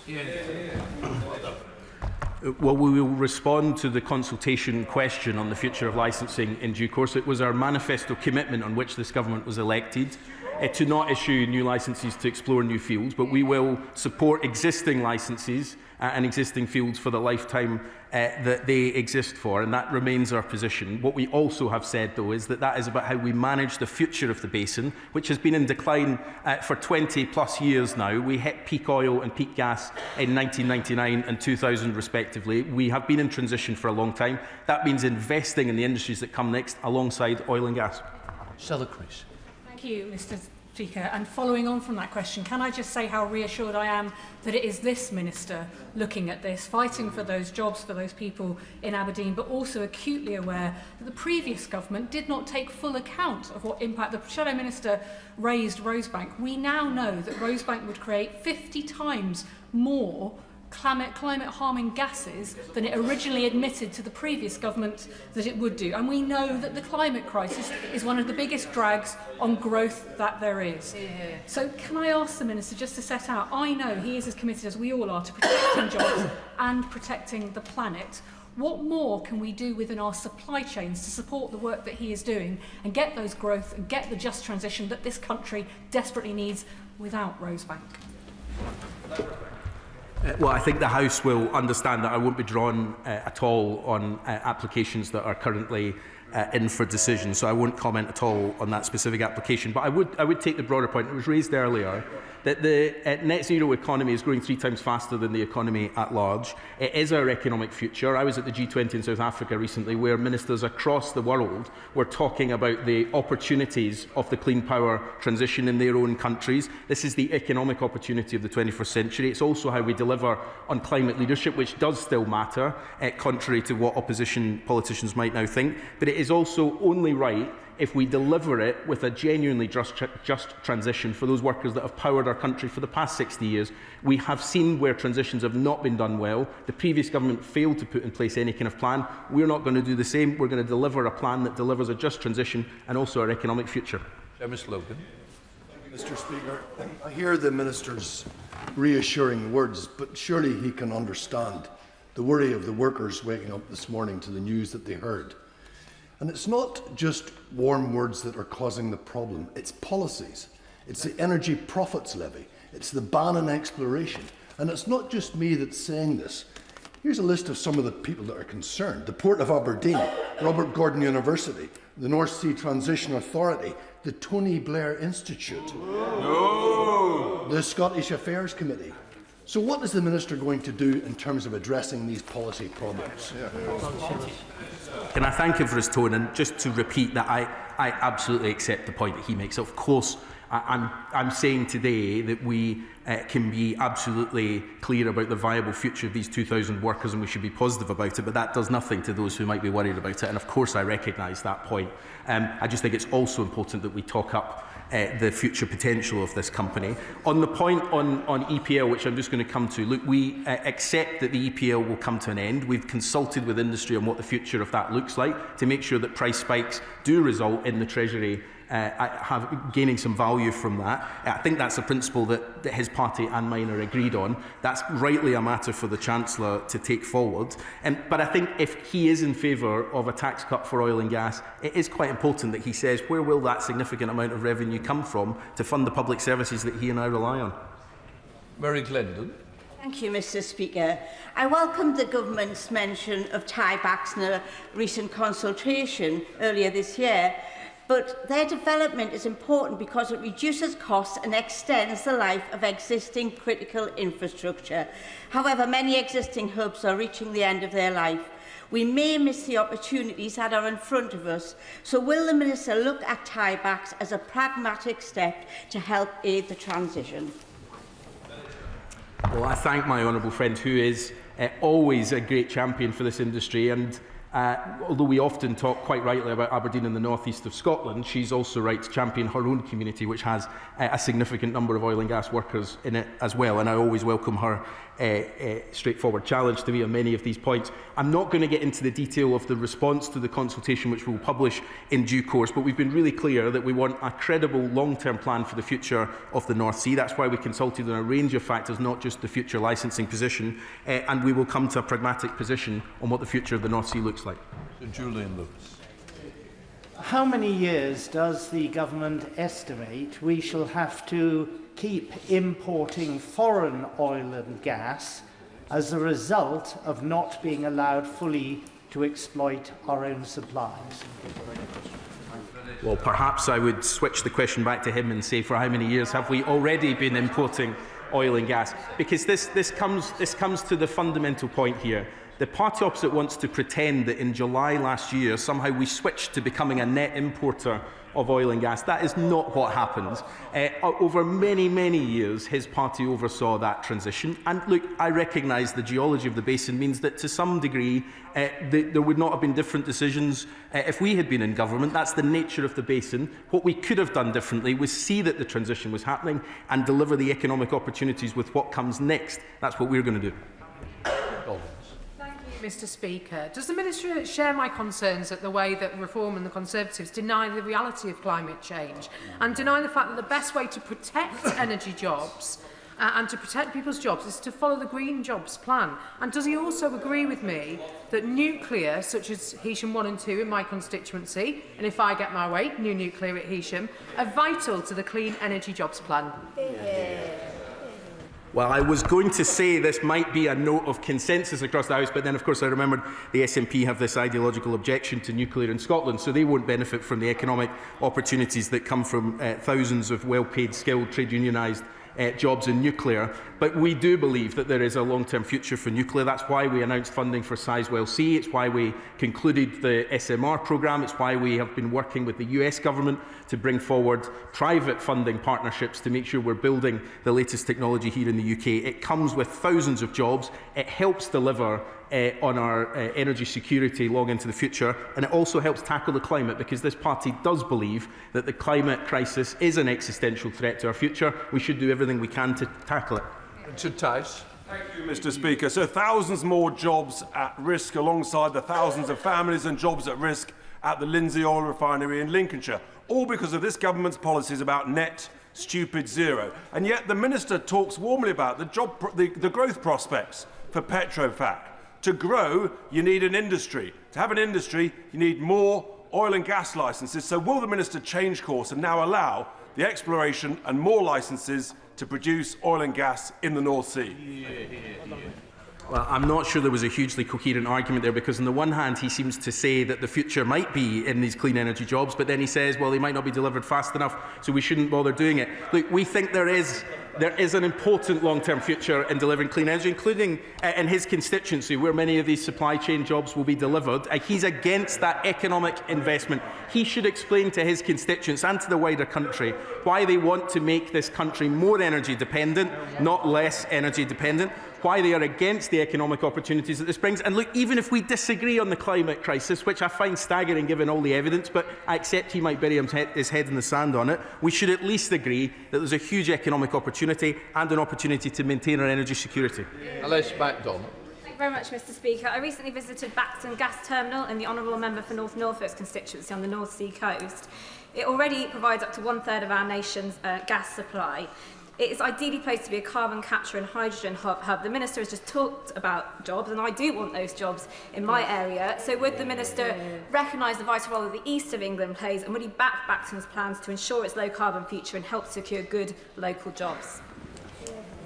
My honourable friend is right to highlight that this was a huge opportunity that the previous government talked a lot about but actually didn't move forward on delivering. We had in the spending review significant amounts of investment to move forward the carbon capture clusters, and we followed that up with specific investments over the past few months, and I've been privileged to visit some of these sites and to see the potential for maintaining existing jobs in industry while building jobs of the future in carbon capture. We are hugely positive about the future vision for carbon capture across the country as a way to tackle our emissions, to help us get to net zero, but also to create good industrial jobs in the process. Martin Vickers. I thank the Minister for the engagement we've had over the future of Lindsey Oil Refinery in my constituency. Is he in a position to give any indication of what support the government might give and when a final decision might be taken? And would he at least acknowledge that new licences in the North Sea would actually offer job opportunities for those people whose jobs are at risk? Well, can I also thank him for the engagement that we've had on this issue? Obviously, the failure of the previous company that was running the Prax Lindsey Oil Refinery has had a really significant impact. We've been working to make sure that there is the process that the official receiver is going through is concluded as soon as possible. It's for them to decide who the potential buyers are. There is a short list of credible candidates that they are looking at. But given the nature of the insolvency, it's not for the government's decision to decide what's built there next. On his second point, look, I genuinely don't think that the licensing question is the future of jobs for that particular site. We want to build up an industry in that site for the future, that those are long-term sustainable jobs. And all the evidence we've seen about managing the future of the North Sea Basin is that while that's important for many years to come, it's not the long-term future for the North Sea. Thank you, Mr. Speaker. It's very important to increase the number of skilled jobs in renewables and in hydrogen. I welcome the Minister's mention of the plan. Can he say more about the government's Clean Jobs plan? And in particular, can he say more about training and development for younger staff and also retraining for existing staff? Well, can I thank my honourable friend for the question, and particularly for mentioning, as he did at the end, retraining, because what we're seeing across the energy system at the moment is huge opportunities for people in the middle of careers to transfer into the energy system. We've been looking just in the past few weeks about a scheme to support veterans leaving the armed forces to get jobs building infrastructure. There's huge opportunities there if we can capitalise on this clean energy transition. We also need to invest in the future of the next generation of workers. In England, we're looking at technical training colleges to make that happen. Funding goes to the Scottish Government to do that in Scotland, and of course to the Welsh Government as well. The future of our energy system is clean energy. We want to make sure we've got the jobs and the training opportunities that go with it, so that the people of the country get the economic advantage as well as the country getting the energy security. Dr. Ellie Chance. Thank you. Mr Speaker, the Petrofac news today has nothing to do with UK oil and gas policy. This is a company with a long history of financial challenges, mismanagement, fined millions for bribery, lost $6 billion in value since 2012, and now lost a contract with the Netherlands. Does the Minister therefore agree with me that any attempt to claim otherwise is blatant political point scoring by the Tories and others with a head-in-the-sand climate denial agenda and is a distraction from what really matters, which is ensuring that every worker's job who is affected by today's news is properly supported? Well, look, I agree with the Honourable Lady on the wider point here, which is that, as I outlined in my opening answer, Petrofac has not had its troubles to seek. She outlined a number of those in her question there. But I want to reiterate that the UK arm of this business is a successful growing business. We want to make sure that that continues and that there's a buyer or another solution to make sure that that can continue long into the future. I think others will seek to politicise this for their own political narratives. I think it's incumbent on all of us to send as positive a message as we can to the workers, the suppliers and the customers of Petrofac that the UK arms continue to operate as normal and that we want that to continue into the future. Stuart. Thank you, Mr Speaker. 1,000+ people are losing their jobs in North Sea oil and gas every month. And contrary to the case that the Minister presents, of course, this declining basin still has, the industry says, 4 billion additional barrels that could be extracted if only there were new licences.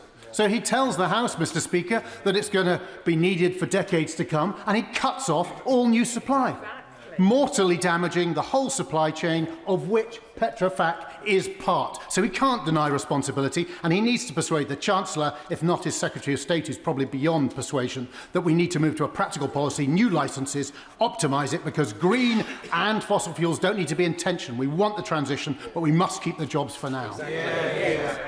Well, can I firstly say I welcome the Honourable Gentleman's recognition that we seldom hear from the front bench of his party these days, that this is a transition and that we want the economic opportunities of oil and gas and renewables, and it's a delight to hear him say that. I think his front bench should say that more often and talk up the phenomenal industry that actually, I have to say, his party should take a bit of credit for over the past 14 years, building so much of the renewables across the country, but they've turned away from that. On the licensing point, look, I can't remember at what point the Honourable Gentleman was in the government, but of course the previous government said they wouldn't issue new licences, then they briefly did, then they recognised that that was the wrong policy. I think it was the Liz Truss years where they changed around. The future is a tiny fraction of licences that have been issued have ever resulted in extraction from the North Sea. We'll manage existing licences for their lifespan. We'll have a pragmatic view on the future of the North Sea, which we'll announce in the coming weeks. But the long-term future of the North Sea doesn't lie in oil and gas. It lies in renewables, carbon capture and hydrogen.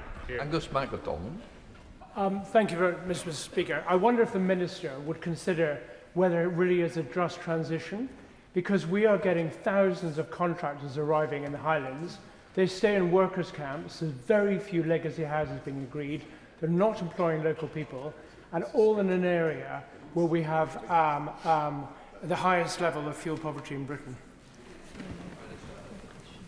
Well, firstly, let me say, Mr Speaker, that you know winter has come when the Honourable Gentleman turns up in his lovely knitted jumpers, and it's a pleasure to see them back again.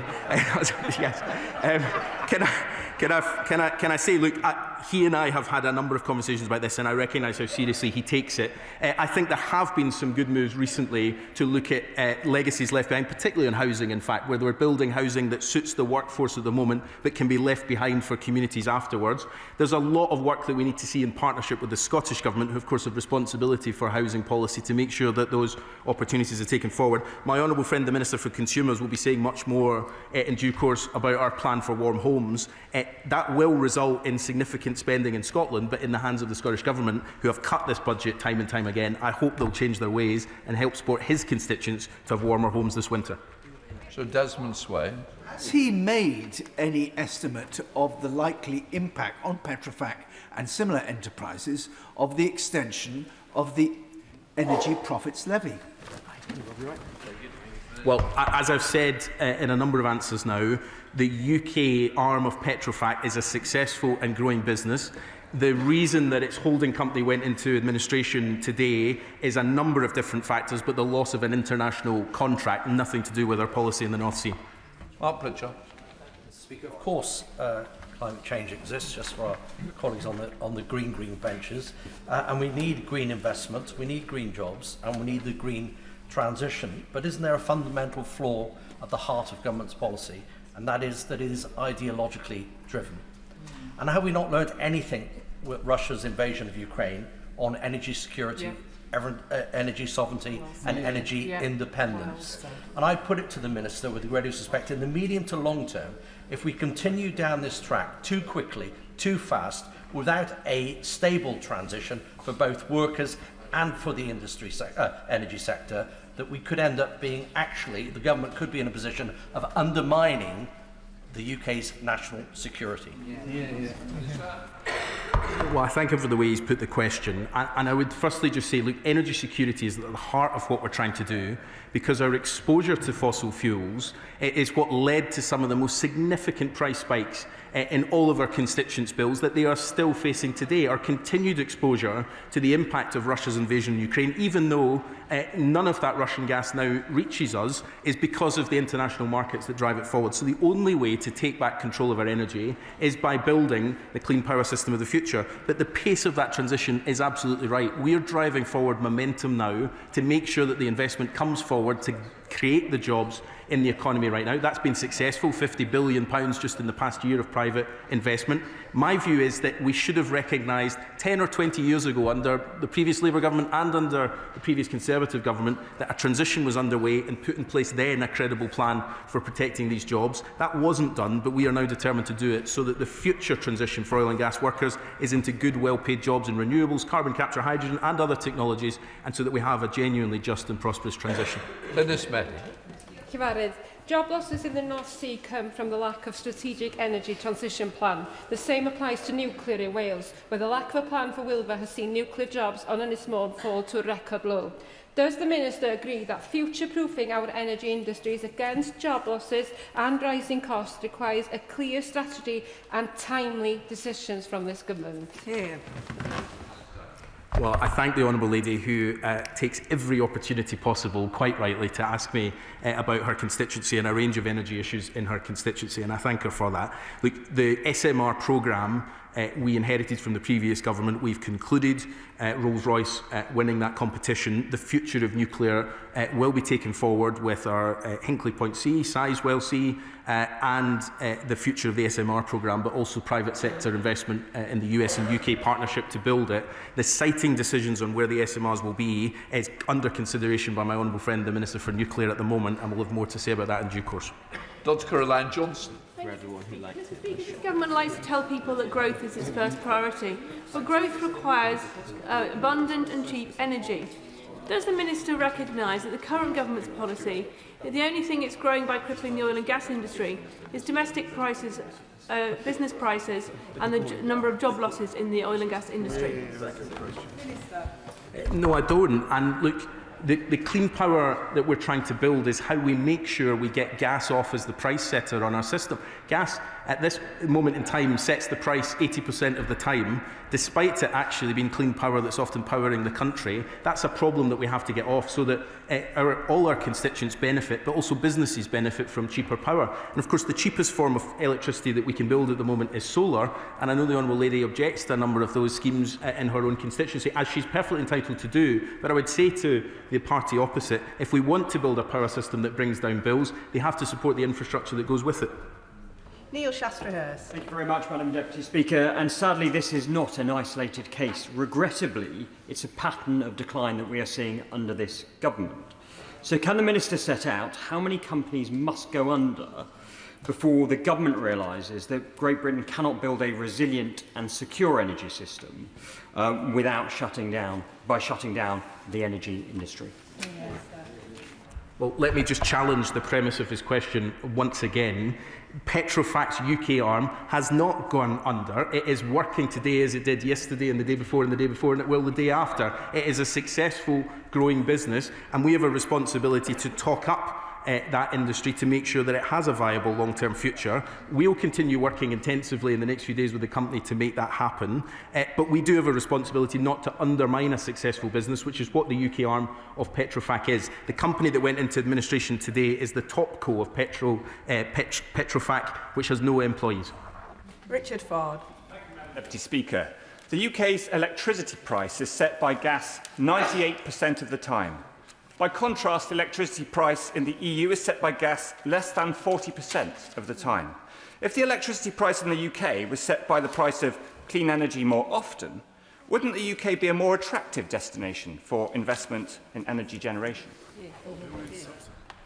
Well, the honourable gentleman put it absolutely right, and I think the shadow front bench said no in response to that. Look, the only way that we deliver long-term energy security is to get off the roller coaster of fossil fuels. The future is in clean energy. We see that across Europe, where nuclear and renewables are driving down the cost of electricity, but also insulating them from the price spikes that we've seen from things like Russia's invasion of Ukraine. We are too exposed to gas at the moment, and that's why our electricity prices are high, even though for so much of the day our power is being generated by clean energy, which is considerably cheaper.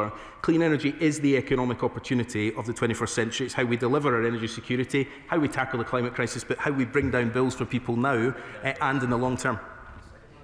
Lewis Cocking. Thank you, Madam Deputy Speaker. While Labour continue down the path of net zero, UK now imports over 40% of its total energy needs from overseas. With the UK being the second most expensive country in the world for household electricity, will the Minister issue new oil and gas licences so we can get oil and gas out of the North Sea to support jobs and help energy companies cut fuel costs for people right across these aisles?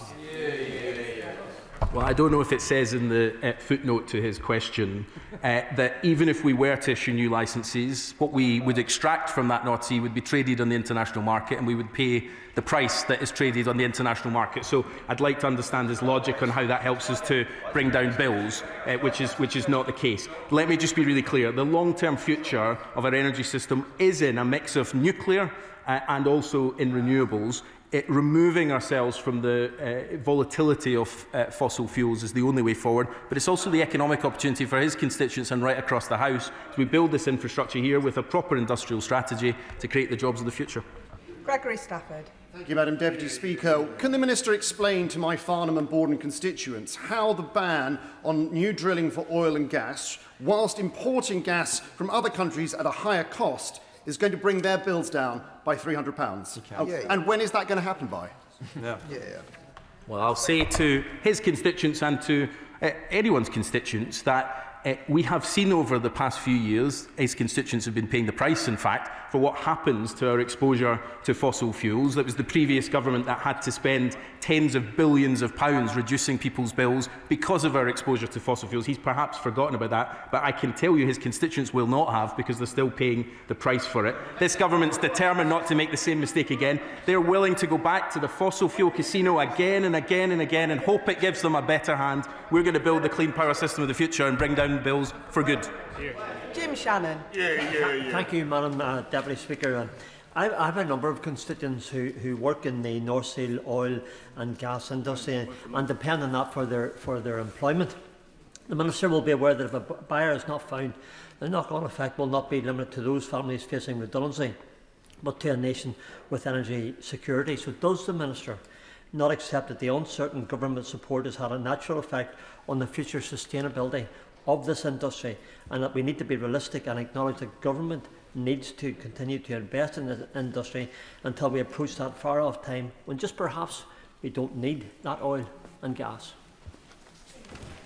Look, I always welcome the honourable gentleman's contributions in our many debates on energy here and in Westminster Hall. He's right, of course, that the impact of job losses go well beyond just the individuals. I would just reiterate in this case there have been no job losses in the UK. This company continues to be successful and it's in all of our interests to make sure that remains the case.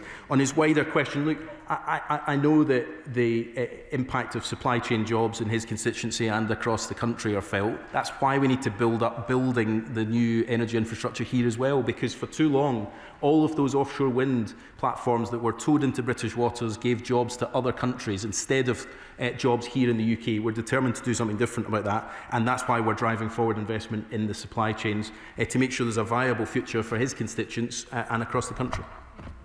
And that concludes the urgent question. I'll give the front benches a few moments to swap over for the House to settle.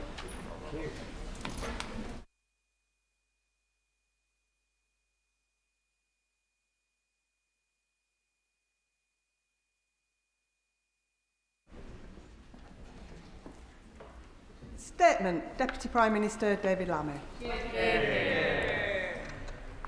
Well, Madam Deputy Speaker, with your permission, I'd like to make a statement on the release in error of Hadush Kebatu from HMP Chelmsford last Friday morning.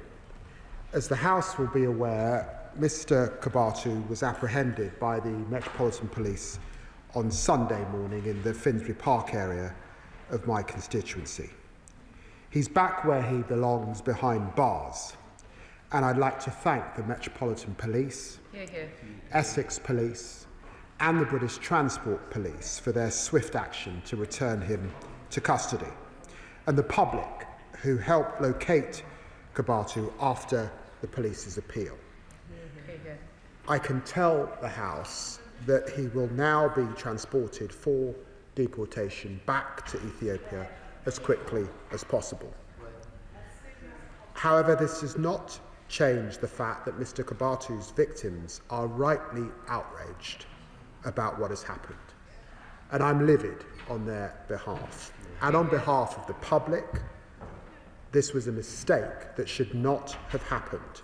The victims expect better, the public expects better, and this government expects better from a critical public service, which plays a vital role in our first duty to keep the British people safe and free from harm. Madam Deputy Speaker, on Friday the 24th of October, Mr Kebatu was scheduled to be transferred from HMP Chelmsford to an immigration removal centre, from which he was to be deported. Due to what appears to have been human error, he was instead released into the community at 10:25 a.m. Shortly after 12 p.m, concerns were raised about the release to the duty governor, and following checks, staff were dispatched to locate him. When it became clear that he was no longer in the vicinity of the prison, Essex Police were notified and a manhunt began. Her Majesty's Prison and Probation Service instigated an immediate investigation, and I've asked for the initial findings to be with me this week. And the House will appreciate that in the meantime there is a limit, obviously, on what I can say, but members will be aware that there are national security considerations within a case like this, and I will update the House in the appropriate way as soon as I can.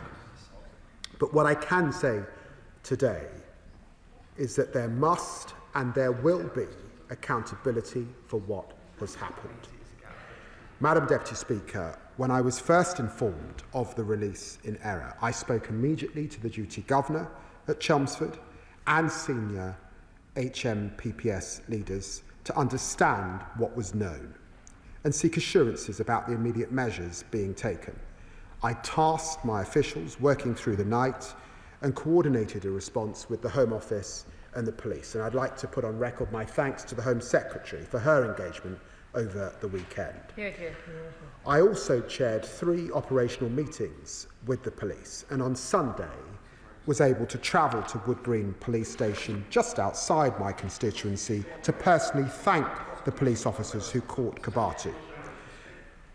Madam Deputy Speaker, I've been clear from the outset that a mistake of this nature is unacceptable. We must get to the bottom of what happened and take immediate action to try and prevent similar releases in error to protect the public from harm. First, on Friday, I instructed the CEO of Her Majesty's Prison and Probation Service to carry out an urgent review, to look at the checks that take place when a prisoner is released and identify immediate changes that can be made to the process in order to mitigate against the risks of release in error.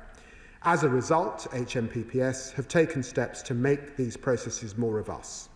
There will now be more direct senior accountability for ensuring protocols and checks are correctly applied, including a clear checklist for governors to determine that every step has been followed the evening before any release takes place.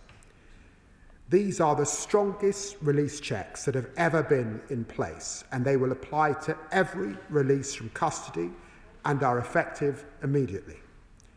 Second, any foreign national offender being removed through the early removal scheme, the scheme through which Kebatu was supposed to be removed from the country, can now only be discharged when the duty governor is physically present, and there will be no ERS removals from HMP Chelmsford for the rest of this week. And third, I'm today announcing that there will be an independent investigation by Dame Lynn Owers. I spoke to her yesterday, former Deputy Commissioner for the Metropolitan Police and Director General of the National Crime Agency, and she will fully establish the facts of Kebatu's release and whether staff had sufficient experience, training and technology, and she will also talk to the victims in this case to understand the effect this incident had on them. Her report will highlight points of failure and make recommendations to help prevent further releases in error, which have been rising year on year since 2021, going from 9 per month on average in 2023 to 17 per month in the period spanning January to June 2024. And I'm clear that a single release in error is one too many, which is why we have launched this independent investigation. And I can tell the House that it will have the same status as those into other prison incidents, including the awful attack on 3 prison officers at HMP Franklin in April of this year, and the escape of Daniel Khalife from HMP Wandsworth in 2023 under the last government. Madam Deputy Speaker, releases in error are a symptom of a system that we inherited from the party opposite. Truth hurts. Jails were full almost to breaking point, and the threat of total collapse in law and order. The fact is that we were left with prisons reeling from historic funding reductions.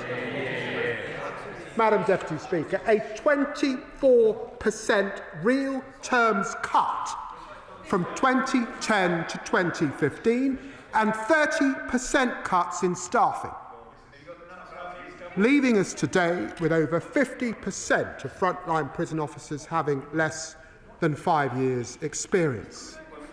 It's little wonder, then, when the system has been brought to its knees, that errors like this happen. We must also be honest that the previous government's approach to this crisis, piecemeal, complex emergency releases in the hope that the system wouldn't collapse, has added to a level of complexity and pressure that makes errors more likely. This government has been transparent about the difficult decisions necessary to fix the mess for good so that prisons can keep us safe, and future governments need not find emergency solutions to free up capacity. And this government has brought forward the sentencing bill currently making its way through this House. It will ensure we have a suitable criminal justice system, one which can deliver punishment that works, that cuts crime and keeps the public safe. And this government's also building 14,000 additional prison places so that we have capacity to lock up the most dangerous offenders. This is the largest prison expansion since the Victorian era. And let's be clear, there will be more people in prison at the end of this Parliament than there have ever been before. And we've already built 2,500 additional prison places in just over a year, compared to 500 added overall to the prison estate under the Tories. And we're deporting more foreign criminals than the last government. We've changed the law last month to speed up the early removal scheme, something that, to be fair, the Shadow Justice Secretary called for, so that most foreign prisoners can now be deported after serving 30% of their custodial sentence rather than the previous 50%. And through the sentencing bill, we will go even further to deport foreign criminals as soon as possible after sentencing. I can confirm that in the year to July 2025, we sent 5,179 foreign national offenders back to the countries of origin, a 14% increase on the previous 12 months. This frees up desperately needed prison places and saves the taxpayer the £54,000 per year in cost to hold an individual offender. Madam Deputy Speaker, this context sets out the scale of the challenge, but I'm clear that releases in error are not simply a fact of life. The public will not accept that, and neither does the government. We'll get to the bottom of what happened in this case. We will take whatever steps necessary to tackle the spike in releases in error, so that we can uphold the first duty of every government to keep the public safe from harm. I commend this statement to the House. I call Robert Jenrick, Shadow Secretary of State. Thank you, Madam Deputy Speaker. Well, dear, oh dear, where to begin?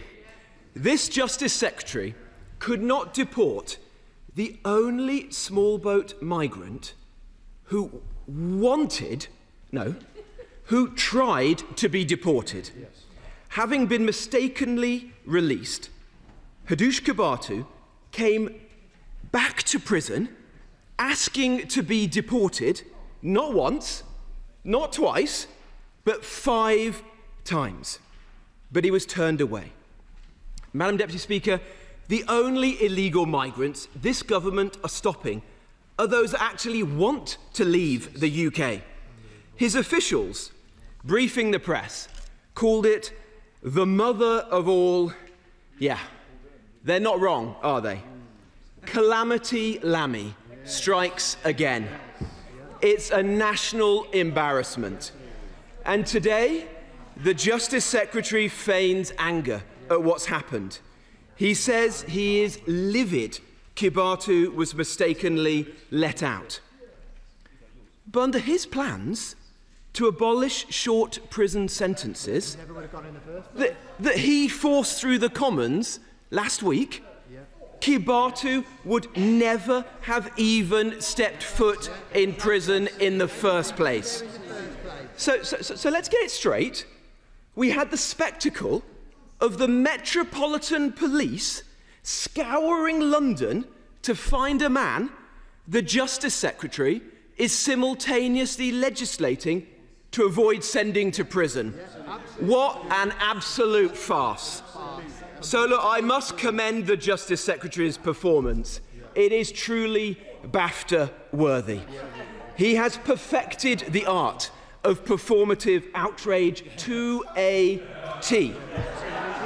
On Wednesday, well look, they may be laughing, but let me finish this point.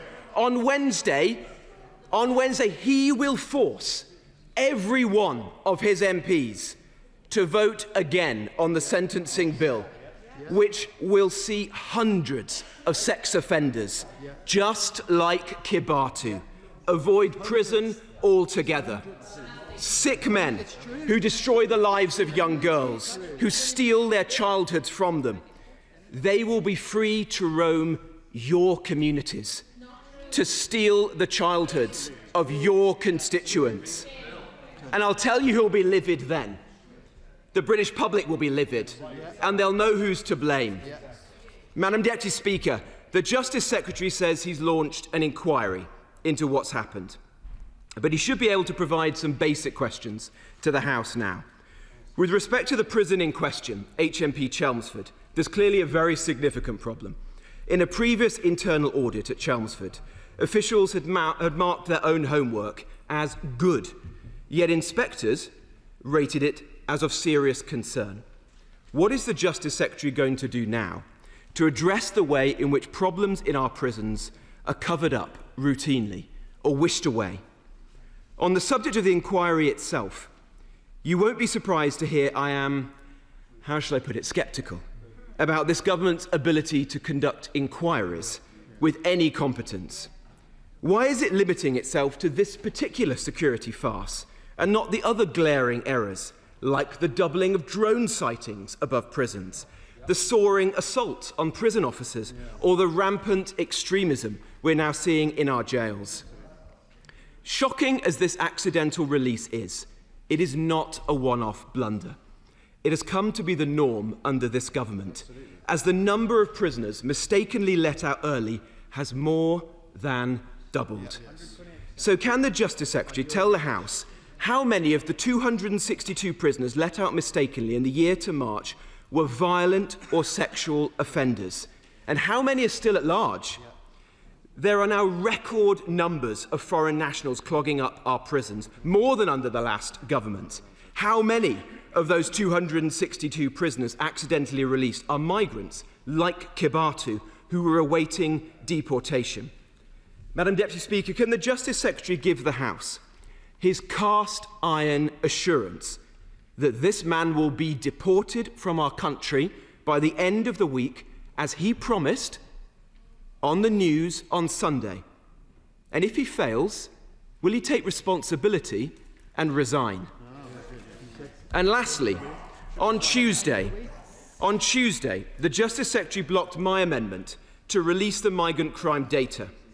Does he now finally acknowledge that there is a link between the small boats and crime in this country? And will he call the small boats out for what they are, a national security emergency? Madam Deputy Speaker, this man should never have been in our country in the first place. That's the truth. He should have been detained. He should have been deported. Instead, he was put up in a hotel in Epping and allowed to prey on schoolgirls. Now we learn that some Labour officials privately concede that they were wrong to scrap the Rwanda plan. Be in no doubt, from start to finish, the Kebatu fiasco was a creation entirely of Labour's own making. So I say to the Justice Secretary, there's no point coming to the House today professing to be livid at the consequences of your own policies. The British people, they can see straight through you. Madam Deputy Speaker, this is a serious issue, and that's why there will be a full independent investigation. The Shadow Justice Secretary, I'll give him this, he's smooth. But as my mother would have said, if he was chocolate, he'd lick himself. He should hang his head in shame. The crisis in our prisons that we're faced today is because of 14 years of failure under his government. As they were packing their bags, and he knows this, to leave office, temporary release failures were under his watch. They presided over 17 mistaken releases per month. This didn't happen overnight. It was not inevitable. It was the choices that his party made through 14 years of chaos. They said that they were the government of security and safety. They oversaw rising violent crime and crumbling courts and crumbling prisons. Again and again, they promised 20,000 extra prison places, and they managed an extra 500 in 14 years. They promised to remove more foreign national offenders from prisons. They failed. They promised investment and expansion in the prison system, but budgets stalled. They promised investment in the police, but again, we saw the police cut by 20,000. They promised increases in access to justice. We did not see that. We saw almost the collapse of legal aid. Violence went up in our prisons. Self-harm went up in our prisons. Drug abuse went up in our prisons. And prison officer numbers were cut under his watch. And he comes here and has the brass neck to give the impression that this started just 14 months ago. Let me just pause there. William Fernandez was released in error in March 2021. He was a sexual predator. He raped a 16-year-old and sexually assaulted another young woman after he was let out by prison in 2021. Was there an independent investigation? No, not from their side. Rayan Nubi, released in error in March 2023. Again, a man who was mistaken released from a Category B prison. Was there an independent investigation under his watch? No, there wasn't. Laura Matavoulis, again released in error in December 2021. Was there any independent investigation? None at all. And he comes here with the brass neck. I've asked Lynn Owens to look at this. I've asked her if she can do it. in 8 months. Of course, we'll come back to the House when in 8 weeks, when that is done. And all of what he has said, what happened, looking over this period of time, is subject to that review. And then he says that the sentencing review will actually let more foreign nationals out. He's wrong. We've actually brought down the threshold so that you can now be deported with just a suspended sentence. He knows that. Read clause 42 of the bill and he will understand it properly. Chair of the Select Committee, Andy Slaughter. Thank you very much, Madam Deputy Speaker. Given the pressure on prison front desks and the complexity of rules for release, this was an accident waiting to happen. One thing that might bring down the number of releases in error is the digitising of prisoner records. On visits to prisons, Justice Committee members are often horrified to find them relying on handwritten files. While some parts of the justice system are entertaining AI, why are prisons still run on pen and paper systems? Minister. Well, the right honourable friend raises a very important point, and he knows that up to this day, in part because of concerns about the use of technology by prisoners, there largely isn't Wi-Fi or anything like that available on our prison sites. And for that reason, it is a paper-based system which will always be subject to some human error. But in the context in which, under the last government, there was this continued early release scheme done on the quiet, and indeed because of the changes that we're making in the sentencing bill, it is right that we have a proper look at this. And I did discuss it within OAS when we spoke yesterday. Liberal Democrat spokesperson Jess Brown-Fuller.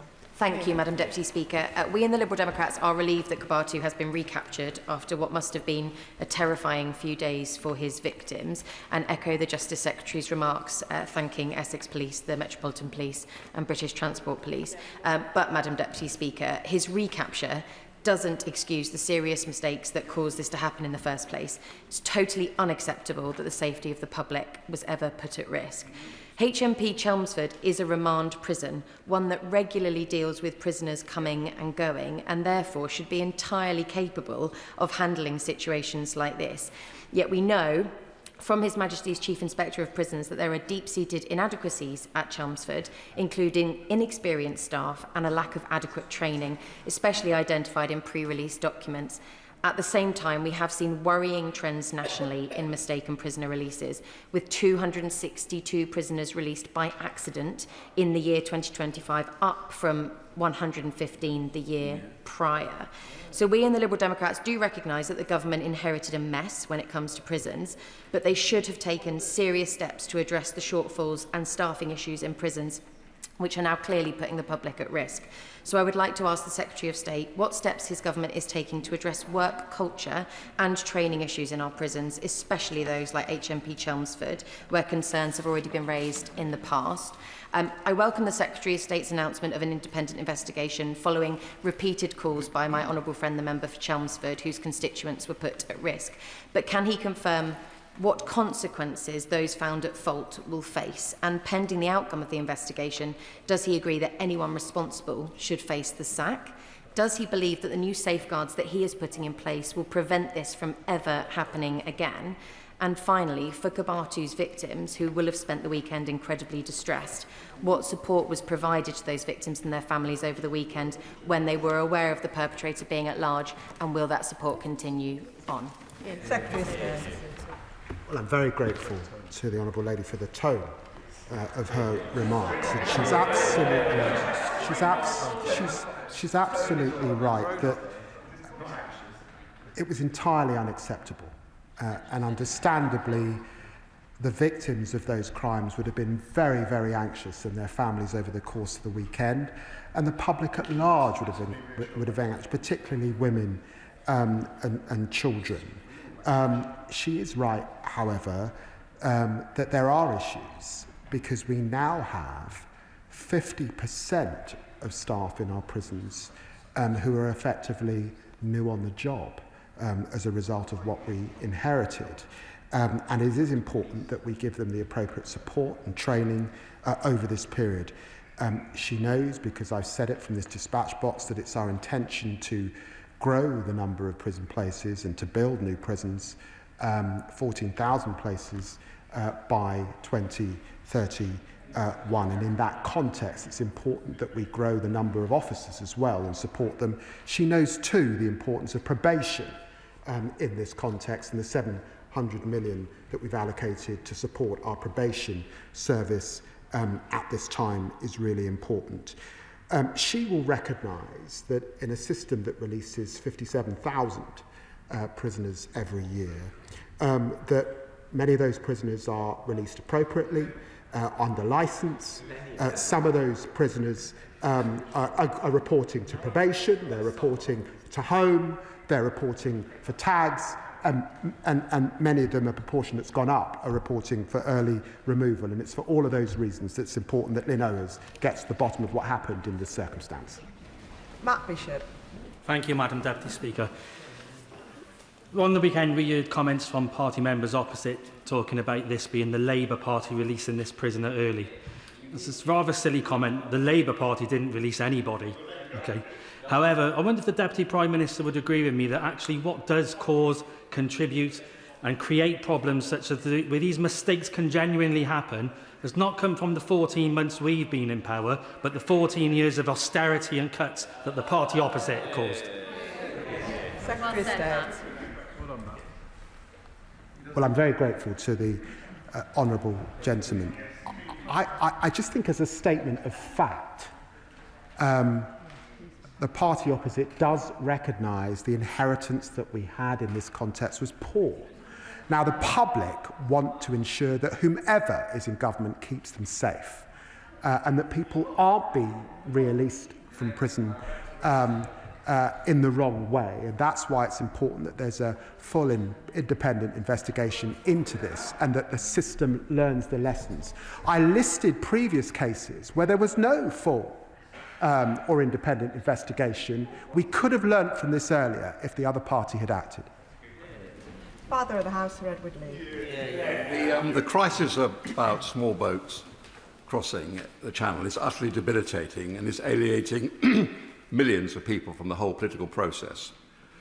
And imagine how the whole atmosphere would lighten if the government had come here today and said, this sort of farce can't continue, and from midnight tonight, if you land illegally on these shores, we will get out of any convention, you will be detained and deported immediately from where you've come from.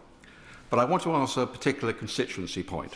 Such is the crisis around how to house people. There are reports today in the Times and other newspapers that the government is thinking of opening disused military sites and is looking at 2 or 3 in particular. Now, the government gave a solemn promise that they would not use RAF Scampton to house illegal migrants. Can you confirm that solemn promise still stands? Secretary of State. He's heard, and he heard the Housing Secretary talking about this morning, that we are looking at military sites, and there are a number of them that we're looking intently. I'm afraid I'm unable to give him the reassurance in relation to his own constituency because I haven't got the list in front of me, but I will ensure that the appropriate minister makes contact with him. Maureen de Jos. Thank you, Madam Deputy Speaker. It is, of course, deeply concerning that a dangerous criminal was released onto the streets, and this should not have happened. But I do want to thank the Deputy Prime Minister for his honest assessment of what happened and for acknowledging that what happened was wrong. But does he agree with me that we are actually dealing with 14 years of Tory neglect with overcrowded and understaffed prisons, and when things go wrong, as they have done, it is essential that we take swift and decisive action so that the public's trust in the justice system is maintained, and that is exactly what we are doing now. Secretary of State. Well, I'm very grateful to the right honourable gentleman. The truth is that under this government, in our first year in office, over 5,100 foreign national offenders were removed from this country. That's the truth. We've removed 2,500 more from prison than in recent times. And the truth is, under the last government, there were 800 releases in error and no full independent investigation. That is the truth, and it's under this watch that we're going to change that. Marie Goldman. Thank you, Madam Deputy Speaker. The trial, sentencing and mistaken release of Hadush Kebatu all took place in the heart of my Chelmsford constituency, and it is entirely unacceptable. I firstly want to thank Essex Police, British Transport Police and the Metropolitan Police, as well as the public's vigilance for ensuring that he was apprehended and will now be deported. I welcome the announcement of an independent investigation, but the government must ensure that any recommendations are implemented in full, without delay, and not just left to gather dust on a bookshelf. Turning to prison leadership, does the Justice Secretary agree with me that scapegoating a single prison officer for systemic failure is unacceptable, and that if leaders, including prison governors, are found to be at fault, they should resign? Secretary of State. Well, I'm very grateful to the Honourable Lady, and I know that this has been shocking for her constituents, and I know that the reports and the scenes of this prisoner wandering around Chelmsford will have been incredibly disturbing, and particularly disturbing for the victims of her crime. And I know that she has spoken to the prisons minister, and I'm very grateful that she reached out in the way that she has, and I think she's spoken to the governor as well. Now, I know that we have suspended the officer involved pending an investigation. That must be right and proper. But I hope that she will recognise, in asking Dame Lynn Owens to look at this closely, that of course we will take seriously her recommendations, and I will ensure that this House has full scrutiny of those recommendations when they come forward. Kim Johnson. Thank you, Madam Deputy Speaker. The case of Kebatu exposed deep failings in our prison system. As a result, as we heard, 14 years of failure by the previous Tory government.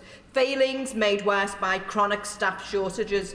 Now, the immediate reckless skilled visa rule change risks forcing hundreds of experienced overseas officers out of the service overnight.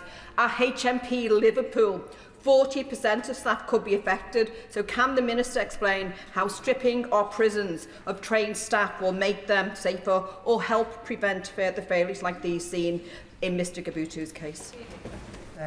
Very grateful to my honourable friend, and I want to reassure her that the Prison Minister is talking to Home Office colleagues about these very same issues at this time. Dr Neil Hudson.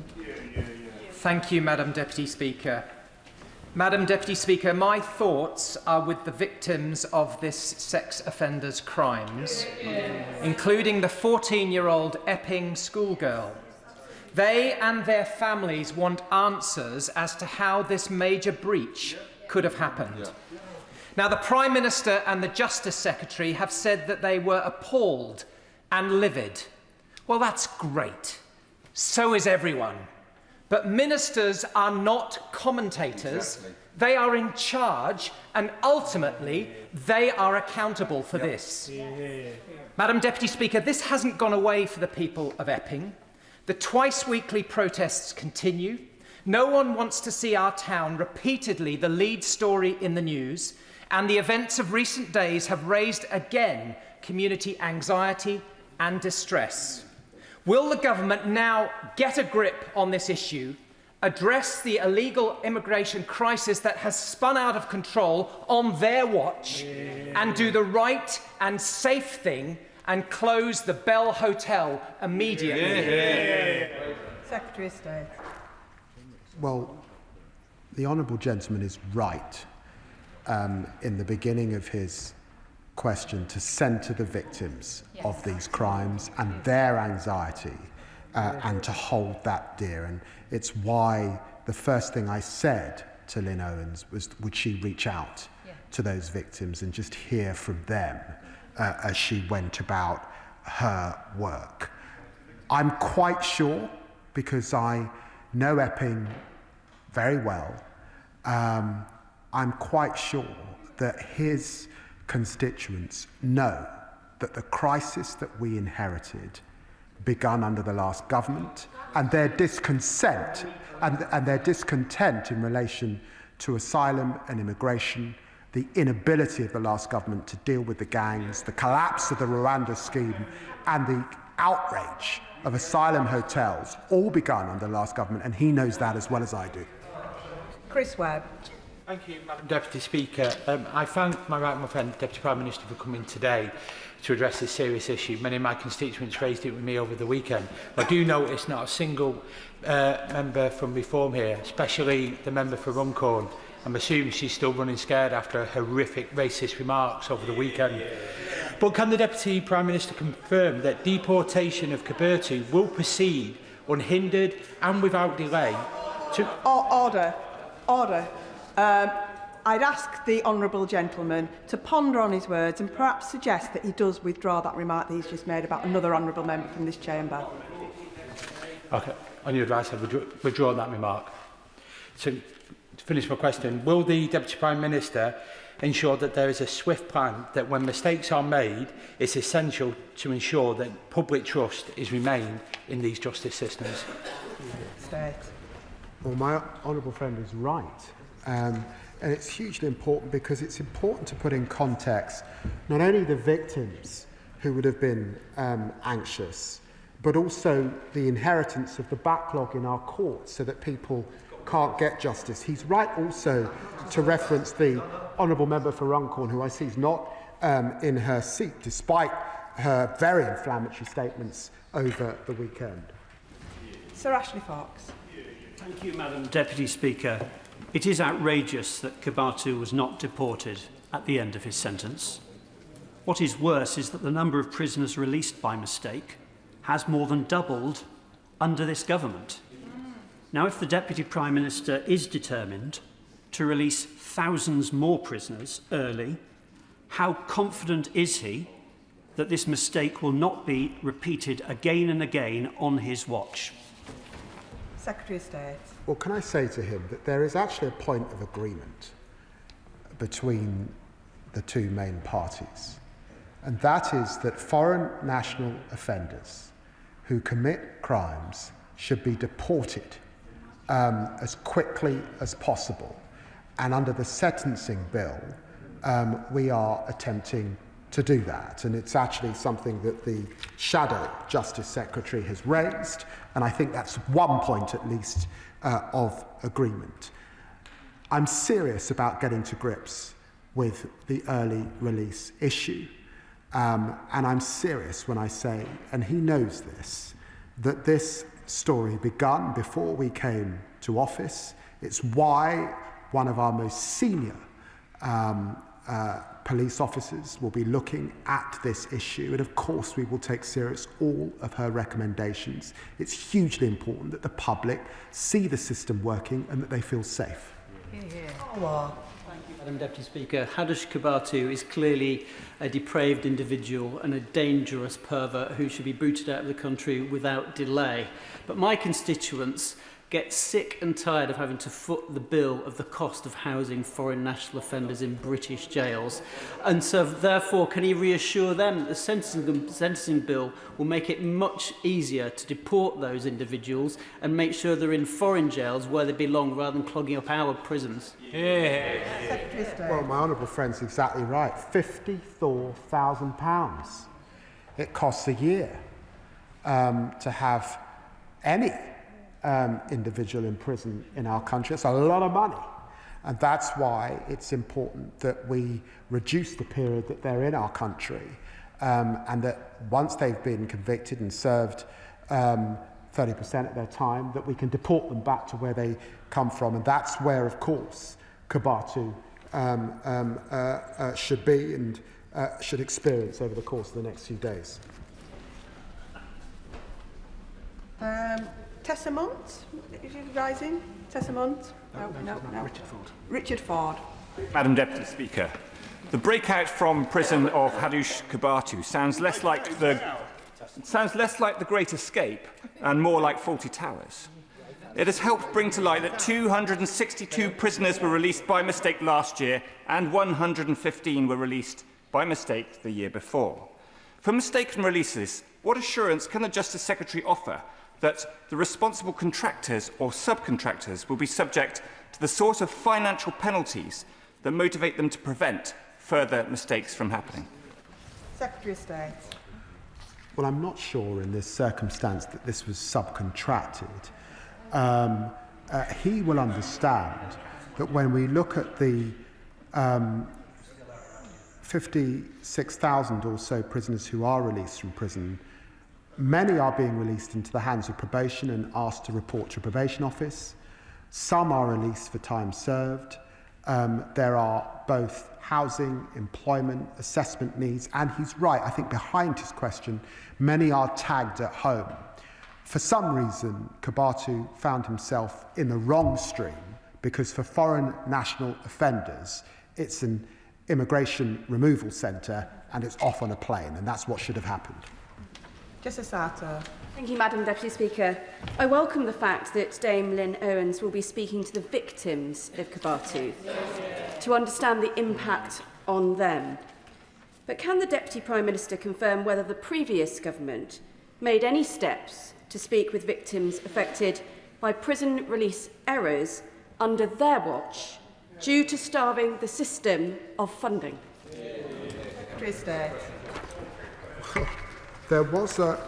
There were many cases of early prisoner release, and as I said before, whether it was William Fernandez in March 2021, whether it was Rayon Nubi in March 2023, or Loris Matavusas in December 2021, there were no independent investigations under the last government. Very little was said, or it would seem learned, even though 800 were released early. So this is a story that goes back a long way.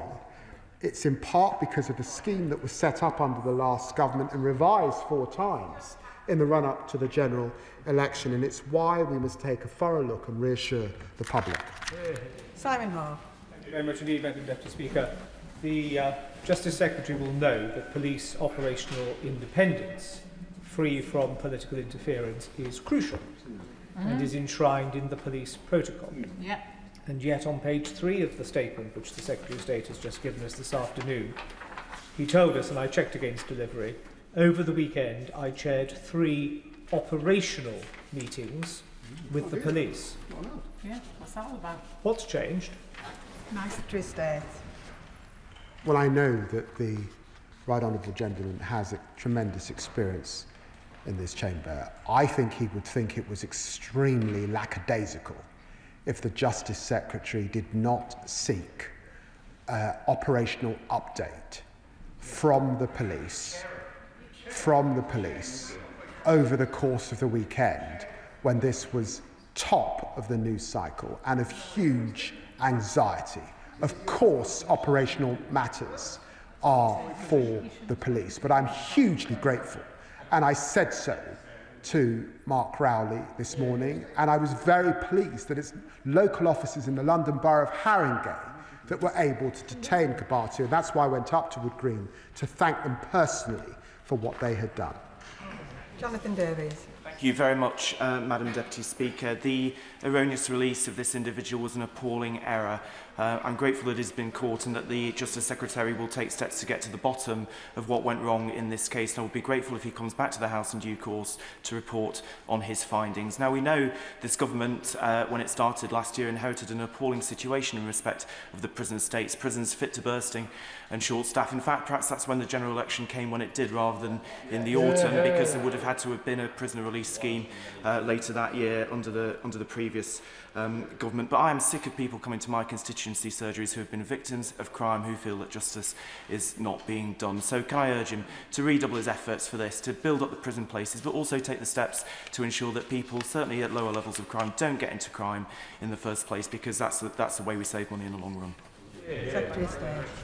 Well, I'm very grateful to my honourable friend, and he's right to mention the end of early supervision licence scheme that was set up by the last government, revised 4 times, 10,000 people were released. It was done effectively on the quiet. It was done in a chaotic way, and that's when we began to see this spike. It's not about making partisan or political points, but the truth is we all know that the prison system that we inherited was in a dire situation, and we do need now to get a grip where mistakes are being made, and that's why the officer involved is suspended under investigation. The checks and balances in place are now the toughest that we've had. We're asking duty governors to be looking at this the night before, particularly in relation to foreign national offenders, and we've got Dame Lynn Owens doing a further investigation. Ms Saville Roberts. I'd like to put on record my role as the co-chair of the Justice Union's parliamentary group. Everyone here will want to make sure that this kind of outrageous error never happens again. The Chief Inspector of Prisons warned today of a systematic problem of increased releases and error, citing very busy people, often quite inexperienced, with huge caseloads. He also warned that prisons are dependent on West African officers who we might now lose thanks to changes to visa thresholds expected to cause, and I quote, an enormously damaging effect to some prisons. With this in mind, because his government has control over this, will the Justice Secretary press the Home Office to look again at how changes to the skilled workers visa are directly causing prison staff shortages and worsening prison performance? Secretary of State. Well, I'm very grateful to the Honourable Lady for putting on record the challenge that we have with junior staff, and I'm very grateful to the work that we have in our prison system of those staff who are much beloved, who have come from West Africa, largely Nigeria, to support this system for a period of time. And I do recognise the challenges that she articulates, and of course, as she would expect, all of these matters are under discussion. Christine. Thank you, Madam Deputy Speaker, and I thank the Deputy Prime Minister for his statement today. I can also thank the member for Epping for him starting his question with a recognition that this really affects the victims of this terrible crime.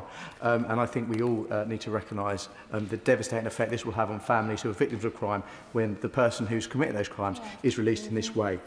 What reassurance can the Deputy Prime Minister give residents in my constituency of Harlow that this government will finally get on top of this issue, get on the front foot of this issue and finally tackle it?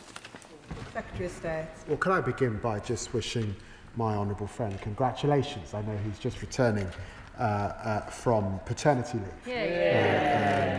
Very grateful to that. And, you know, I know his constituency of Harlow very, very well. I think it's got one of the highest proportions of Spurs supporters in the country. And I know those folk would have taken this very seriously. And I'd want to reassure them that we've asked one of our best senior police officers to lead this review, where we put in place immediate checks in the system that are the toughest that have ever been in place, really, for release. Of course, the officer involved has had to be suspended pending that full investigation, and the prison service themselves are doing their own investigation immediately begun that will report to me later on this week. Sir Julian Lewis. Mr. Kebatu came to this country by small boat, allegedly because he was seeking asylum against oppression in Ethiopia. At his trial, however, he changed his mind and decided he'd rather be back in Ethiopia.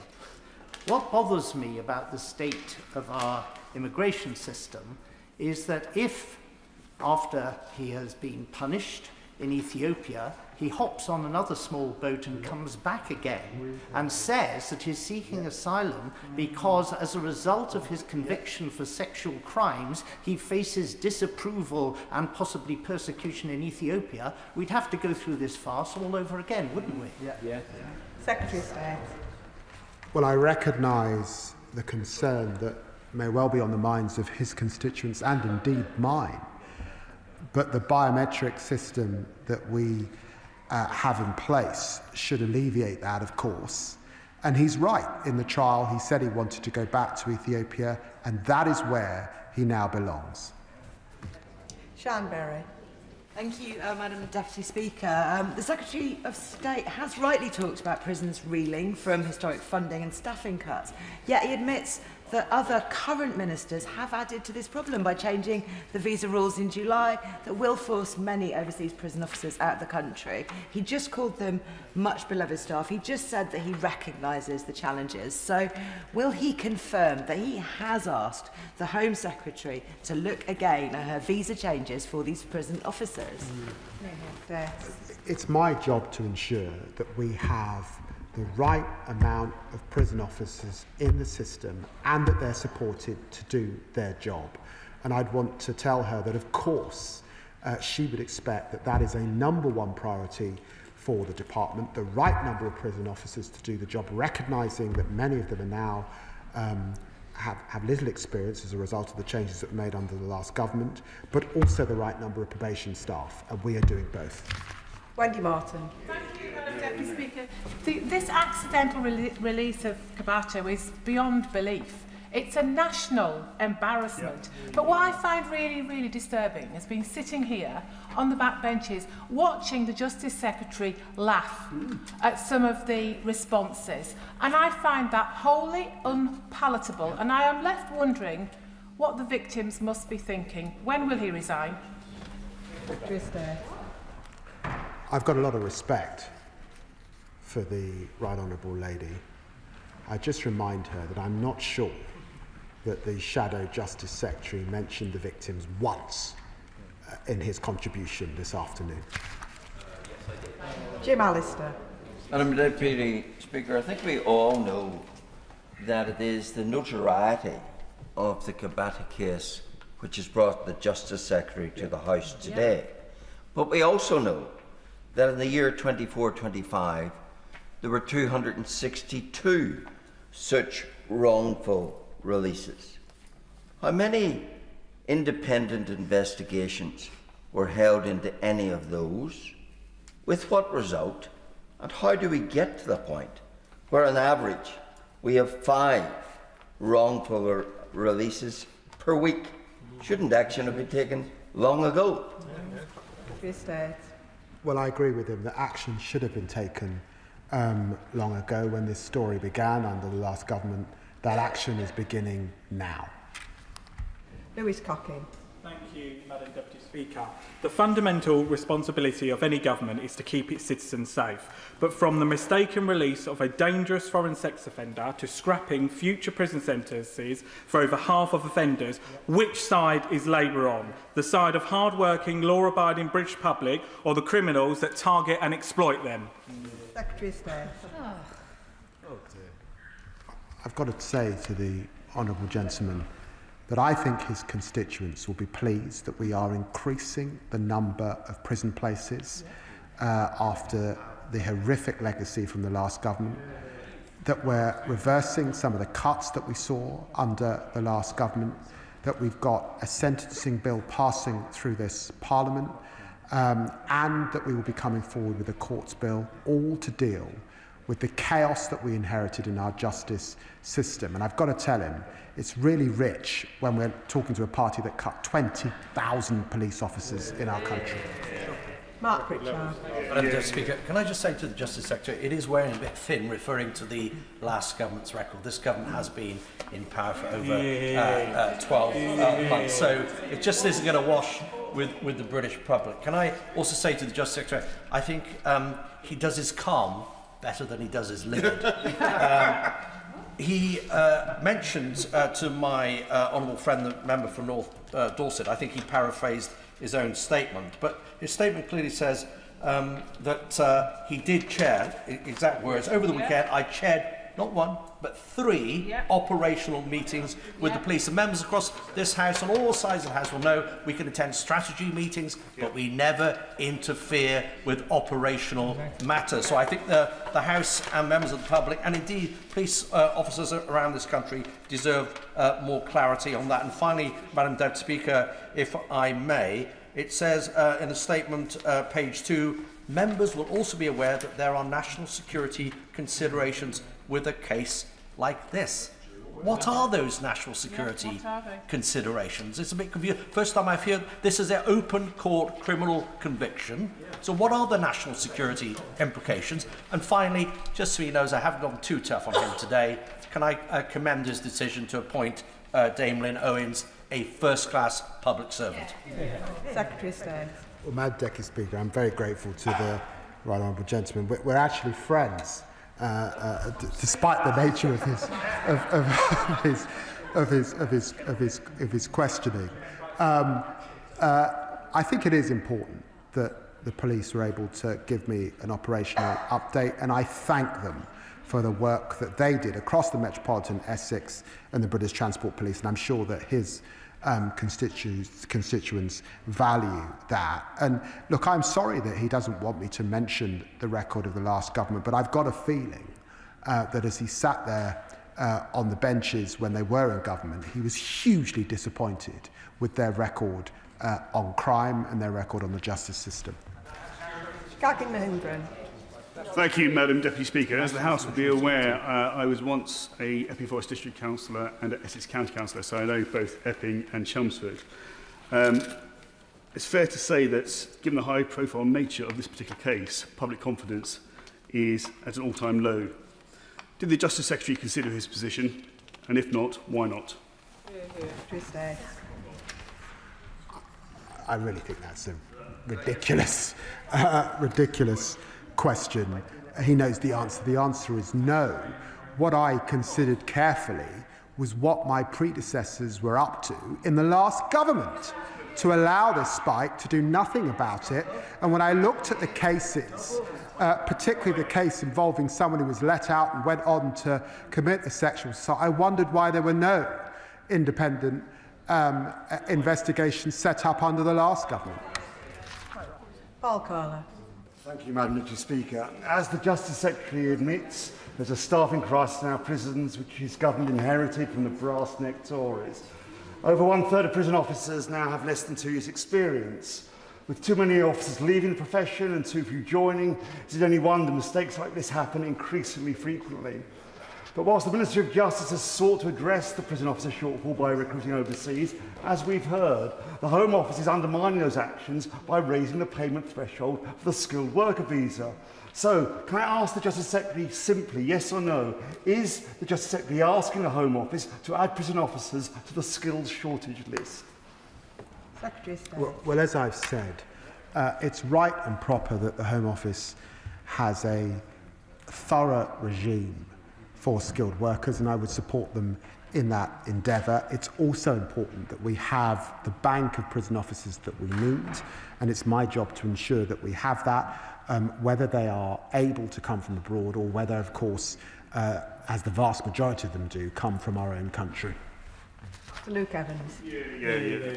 Almost a dozen pages in the statement, almost an hour taking questions, and I haven't heard one word. Sorry. And that's really important, actually, particularly for the father and the 14-year-old victim. Now, the Justice Secretary said a number of times he's personally reached out and thanked the police. Has he personally reached out to the victims? Has he tried to speak to them? Has he tried to say sorry? Well, of course I'm sorry.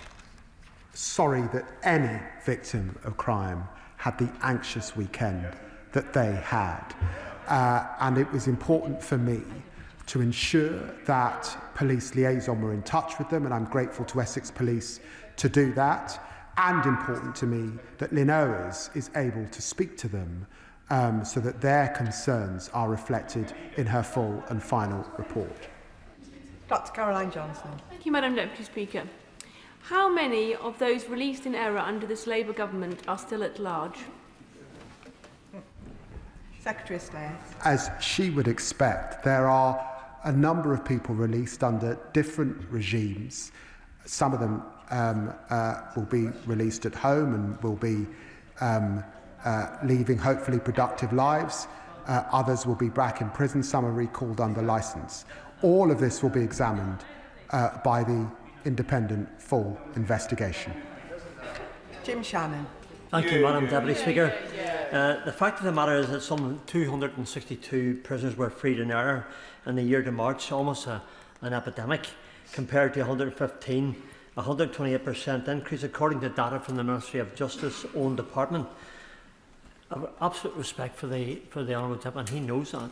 But does the Minister accept that this is absolutely shameful, exemplifies the changes that are needed within our justice system to restore justice and remind people that the penalty of crime is to lose their way of life and their rights, and not simply a holding cell where they tap their fingers waiting while serving a fraction of their sentence and hoping that they are one of the growing number to simply be sent home without being rehabilitated, which should rather be detained within the system. Thank you. Yes, I'd want to associate myself with all the remarks made by the honourable gentleman. He's completely right. It's totally unacceptable. People who commit crimes deserve to be punished. I think the public wants them also to be rehabilitated. It's got to be punishment that works, to released in an appropriate fashion, but to be released into the community or sent back to their country in the appropriate way. And we've got to ensure that the system gets that right every single time. And that concludes the statement. Point of order, Dawn Butler. Thank you, Madam Deputy Speaker. Madam Deputy Speaker, on Saturday, the member for Runcorn and Helsby said, "It drives me mad when I see adverts full of black people, full of Asian people." The member also said, "It doesn't reflect our society." Madam Deputy Speaker, as the MP for Brent East, one of the most diverse constituencies in the UK, you can be black and brown and be British, so I'm completely offended by that comment. It is a racist comment, Madam Deputy Speaker, and can you imagine the constituents of that MP going to see her knowing that she's a racist? Madam Deputy Speaker, these comments appear to be in breach of MP's Code of Conduct, in particular the 7 Principles of Public Life. Order, order. Can the Honourable Lady please reflect on her language and withdraw the remark about another Honourable Member in this place? Madam Deputy Speaker, that comment is absolutely a racist comment. And if we cannot call that comment out in this House, that is in breach of the Nolan Principles for MPs. And I want to know, Madam Deputy Speaker, if you can help me in ensuring that... Order, order. For clarity's sake, it's the calling of a member of this House a racist. Madam Deputy Speaker, to say that, let me just quote again what the member for Runcorn and Helsby said. "It drives me mad when I see adverts full of black people and full of Asian people. It doesn't reflect society." Madam Deputy Speaker, that is a racist comment. And it is against the Nolan Principles. And how can we ensure that members of Parliament abide by the Nolan Principles? It's not the comment that the Honourable Member is referring to. It's the fact that that she called the member a racist that is the issue. If you can please reflect on your remarks of calling a member of this House a racist and stick to the comments being a racist. It may be that she considers that that is dancing on the pin of her head, but it's important that we all act with respect and set an example to the country. Giving me déjà vu. I appreciate that in this House that we are not supposed to be disrespectful and call members of Parliament, MPs, what they actually are. Ultimately, the comment is a racist comment. It's quite strange that I'm unable to call out the member for being a racist, having made a racist comment. Order, order. Please, it's time and time again. Can you please consider withdrawing the comment about a member of this House being a racist? I don't want to be thrown out of Parliament again.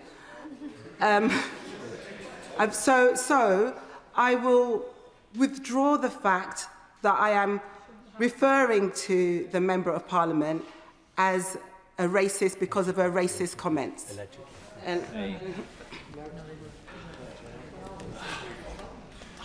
Has she informed the member for Runcorn and Helsby that she intended to refer to her in the chamber? I have. The Chair is not responsible for comments made by individual members outside this place. If the honourable member considers there has been a breach of the Code of Conduct, the proper procedure is to complain to the Parliamentary Commissioner for Standards. Point of order, Kim Johnson. Thank you, Madam Deputy Speaker. I have a point of order on the same person, but a different point. I rise in a point of order to raise a matter of both parliamentary courtesy and political accountability. I have been informed that the member for Runcorn and Helsby last week held a political meeting in my Liverpool Riverside constituency with any prior notification to me. I have informed the member that I would be raising this as a point of order. And while there is no formal rule preventing members from visiting other constituencies, it is a fundamental convention of this House that MPs respect the local representation of their colleagues and notify them before seeking to engage with their constituents. They know they're not welcome coming into my constituency stirring hate and division. To ignore this convention of the House is discourteous. To do so in a city like mine with a very long and proud history of diversity is politically provocative. I call on the House to recognise that such actions undermine the norms of mutual respect between members and disregard the rights of constituents to be represented by their elected MP. The people of Liverpool Riverside do not welcome this opportunistic political activity. Does the Deputy Speaker agree with me that this matter requires urgent attention, and can the Deputy Leader of the House reaffirmed their principle that parliamentary conventions and respect for local representation must be upheld by all members? I thank the honourable member for her point of order and for confirming that she has notified the member for Runcorn and Helsby in advance. Mr Speaker has always been clear that members intended to visit another colleague's constituency, except for purely private purposes, must inform colleagues in advance. Point of order, Simon Hoare. The Honourable Lady for Brent East is absolutely right to draw the House's attention to the Nolan principles of public life, and they fall within the auspices of my Select Committee to keep a weather eye on, and of course it's an important anniversary of the Nolan principles this year. Given the fact that it is an important anniversary, and given the fact that the government has pulled together a whole variety of propriety and ethics under one body, might it now not be appropriate for the authorities of this place to reissue to all members what those principles are, that they are as enduring and relevant today as they were when Lord Nolan first penned them, and if we all abided by them fully all of the time, political and public life may be a little better. I thank the honourable member for his point of order. It's a very interesting idea. They are set out in the Code of Conduct, but I'll make sure that Mr Speaker is aware of his comments. I have to notify the House, in accordance with the Royal Assent Act 1967, that the King has signified his royal assent to the following acts. Bus Services Act 2025, deprivation of citizenship orders, effect during appeal Act 2025, Renters' Rights Act 2025, Absent Voting, Elections in Scotland and Wales Act 2025, General Cemetery Act 2025.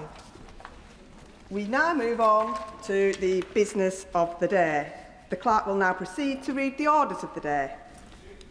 Victims and Courts Bill as amended in the Public Bill Committee to be considered. Now, we will begin with Government New Clause 13, with which it will be convenient to consider the other selected new clauses and amendments as listed on the selection paper. I call the Minister to move Government New Clause 13. Minister. Thank you, Madam Deputy Speaker. It is truly an honour to open this debate and to bring the Victims and Courts Bill before the House. This bill is about people. Victims who have suffered unimaginable trauma, their families, and ensuring that they receive justice. It is about restoring faith in our justice system that can often feel cold and confusing. And this delivers on this government's driving mission for safer streets, making sure victims are supported, that offenders are held to account, and that justice is delivered swiftly and fairly. The deep-rooted issues in our criminal justice system need no repeating here. The House knows that this is a system that requires large-scale reform after years of neglect. There is a long road ahead, but this bill takes an important step forward. At its core are victims' experiences. This government is bringing forward real, tangible measures to ensure that victims' voices are heard, that their needs are recognised and that their rights are respected. This will strengthen our courts, improving efficiency and fairness across the system. Madam Deputy Speaker, these are much-needed changes, and I am deeply grateful to honourable and right honourable members on all sides of this House for their time, their insight in considering them, and indeed to all of the organisations, advocates and survivors who have shared their experiences and helped us shape this legislation. I am sure the House will therefore join me in paying tribute to the families of Jan Mustafa, Olivia Pratt-Cobell, Zara Alina and Sabina Nessa. And I would like to welcome to this place Aisha Hussein, Cheryl Corbell and Antonia Elverson. They are in the public gallery today. I would also like to thank Jabina Islam, Farah Naz, the Justice for Victims group, which includes Susan and Jeremy Everard, Glenn and Becky Eunice, Katie Brett, Paula Hudgell, Aisha Hussein, the Bethan family, all for their courage and strength in campaigning amongst immense grief for their loved ones. 3 government amendments at report stage have further strengthened this bill, delivering clearer, stronger protection for victims, and I will turn to these briefly now, and again thank you all to everyone who has worked so constructively with me and officials in the Ministry of Justice to discuss the issues and concerns. New Clause 14 and Amendments 12 to 21 restrict the exercise of parental responsibility for perpetrators of rape where their crime has resulted in the birth of a child. This amendment will of course protect children, but it will also help shield the victim from their perpetrator interfering in their lives. Because those who commit this horrific crime should clearly never be able to use parental rights to control or torment their victim. I would like to take a moment to pay tribute to a woman I am proud to call my colleague and even prouder to call my friend. Many in this House will already have deep admiration for the member for Bolsover. And I want to place on record that this change is hers. It is for her, her children, and those just like them up and down the country that she has dedicated her life to fighting tirelessly for. Yeah.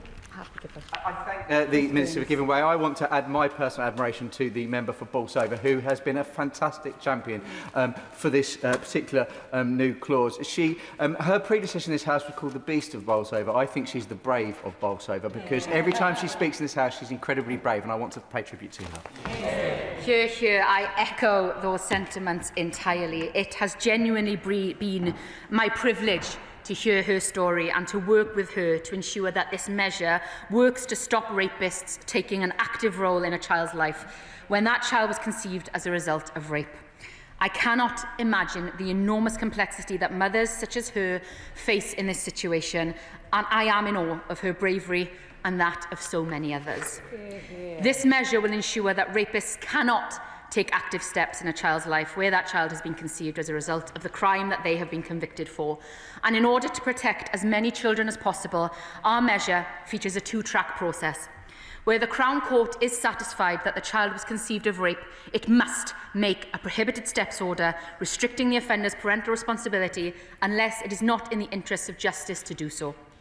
We recognise that rape can occur within an abusive relationship, and this may make it difficult to prove at a criminal trial that it actually led to the child's conception. Where this is the case, but the court considers the rape may have led to the conception of the child, it will refer the matter to the family court via the local authority. This 2-track process sends a clear message that we will protect all children born of rape, no matter the circumstances.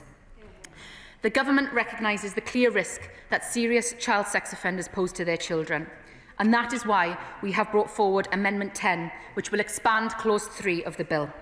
It means that when someone is sentenced to 4 or more years for serious child sexual abuse against any child, the courts will automatically restrict their parental responsibility.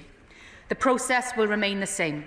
At the point an offender is sentenced, the Crown Court will be required to make a prohibited steps order restricting the offender's exercise of parental responsibility for all the children for whom they hold. For an offender to be in scope of this measure, they will have to have demonstrated that they are unable to protect children and consider their welfare. That is why our measure includes all serious child sexual abuse offences against all child. And unlike the previous government's plans in the Criminal Justice Bill, this is not just limited to the offence of child rape. What is more, unlike the previous government, this government will actually deliver it. We are taking this important step today to protect even more children by preventing these individuals from taking active steps in their children's lives. We have recognised the strength of feeling on this issue, and I am grateful to my friends, the members, especially, as already mentioned, my honourable friend, the members for Bolsover, but also to my honourable friend, the member for Lowestoft, the member for Dwyfor Meirionydd, and Baroness Harman in the other place. They have been unwavering in their advocacy for the protection of children. Safeguarding children is of the utmost importance to this government, and this amendment ensures that we are doing just that. I will happily give way to my honourable friend. She just mentioned some pioneering women in this place who've campaigned on this very issue for a number of years. But today's amendment stands on the shoulders of the brave victims and survivors who've spoken out over so long as well. This corrects a historic injustice whereby convicted sex offenders and paedophiles children are protected from them, but before now their own children are not, and this government is now taking steps to make sure children who are through no fault of their own and their parents are protected from these vile sex offenders. My right honourable friend is right. This bill is a testament to the victims and survivors, those brave victims and survivors who have spoken out about this injustice, and it is this government that is correcting that. My right honourable friend also talks about standing on the shoulders of brave, brilliant women in this place who have come before us and are still here. And it is quite apt now that I would also like to pay tribute to her, because new clause 13 concerning the misuse of non-disclosure agreements known as NDAs is a testament to her brilliant campaigning on this work. The government is very clear that NDAs must not be used to silence victims or witnesses of crime. Victims must be free to tell their truth, to seek help and to warn others. New clause 13 will void NDAs to the extent that they seek to prevent a victim or a direct witness from speaking about criminal conduct to anyone and for any purpose. It will also protect disclosures about how the other party responded to the conduct or allegation, so that victims are not prevented from sharing that full context of their experience. This measure builds on the Employment Rights Bill, which addresses the use of NDAs in cases of workplace harassment and discrimination. The measure will bind the Crown, but it will not apply to a very narrow cohort of specified agreements for national security reasons. It includes regulation-making powers to define accepted NDAs, where both parties genuinely wish to retain confidentiality and to ensure that certain disclosures will always be permitted. Once commenced, this measure will replace Section 17 of the Victims and Prisoners Act 2024, which allows limited disclosures to certain bodies. Together with the Employment Rights Bill, we are taking the necessary steps to ensure that NDAs cannot be misused to silence victims or obstruct justice. I'd now, Madam Deputy Speaker, like to briefly address a number of other concerns that have been raised and tabled as amendments. I will not preempt what will be said today in the debate, and I will give honourable and right honourable members the time to make their cases. However, I again thank those on all sides of the House for engaging with me and setting out their concerns. Turning to the amendment tabled by my honourable friend for Bristol East, which seeks to place a statutory duty on the Crown Court and HMCTS to determine whether an offender has parental responsibility for a child following sentencing. The amendment is very well intentioned, but it does risk creating practical difficulties. Determining whether a person holds parental responsibility, has dependent children or children living in their household may require interpretation of family court orders, birth records or informal caregiving arrangements. These are matters for the family court. Imposing such a duty on the Crown Court risks delaying sentencing. This government made a manifesto commitment to identify and provide support for children affected by parental imprisonment, and the Ministry of Justice and Department for Education are committed to working together to determine the best way forward to do this and deliver on that commitment, to make sure that every child gets the support that they need. The Right Honourable Member for Newark and the Honourable Member for Chichester have tabled amendments to remove the 4-year custodial threshold that applies to Clause 3 and to expand the number of cases where Clause 3 will apply. I want to be clear. This measure is not simply about when parental responsibility should be restricted. It is about when that restriction should happen automatically. We need to be mindful that this is a very novel measure.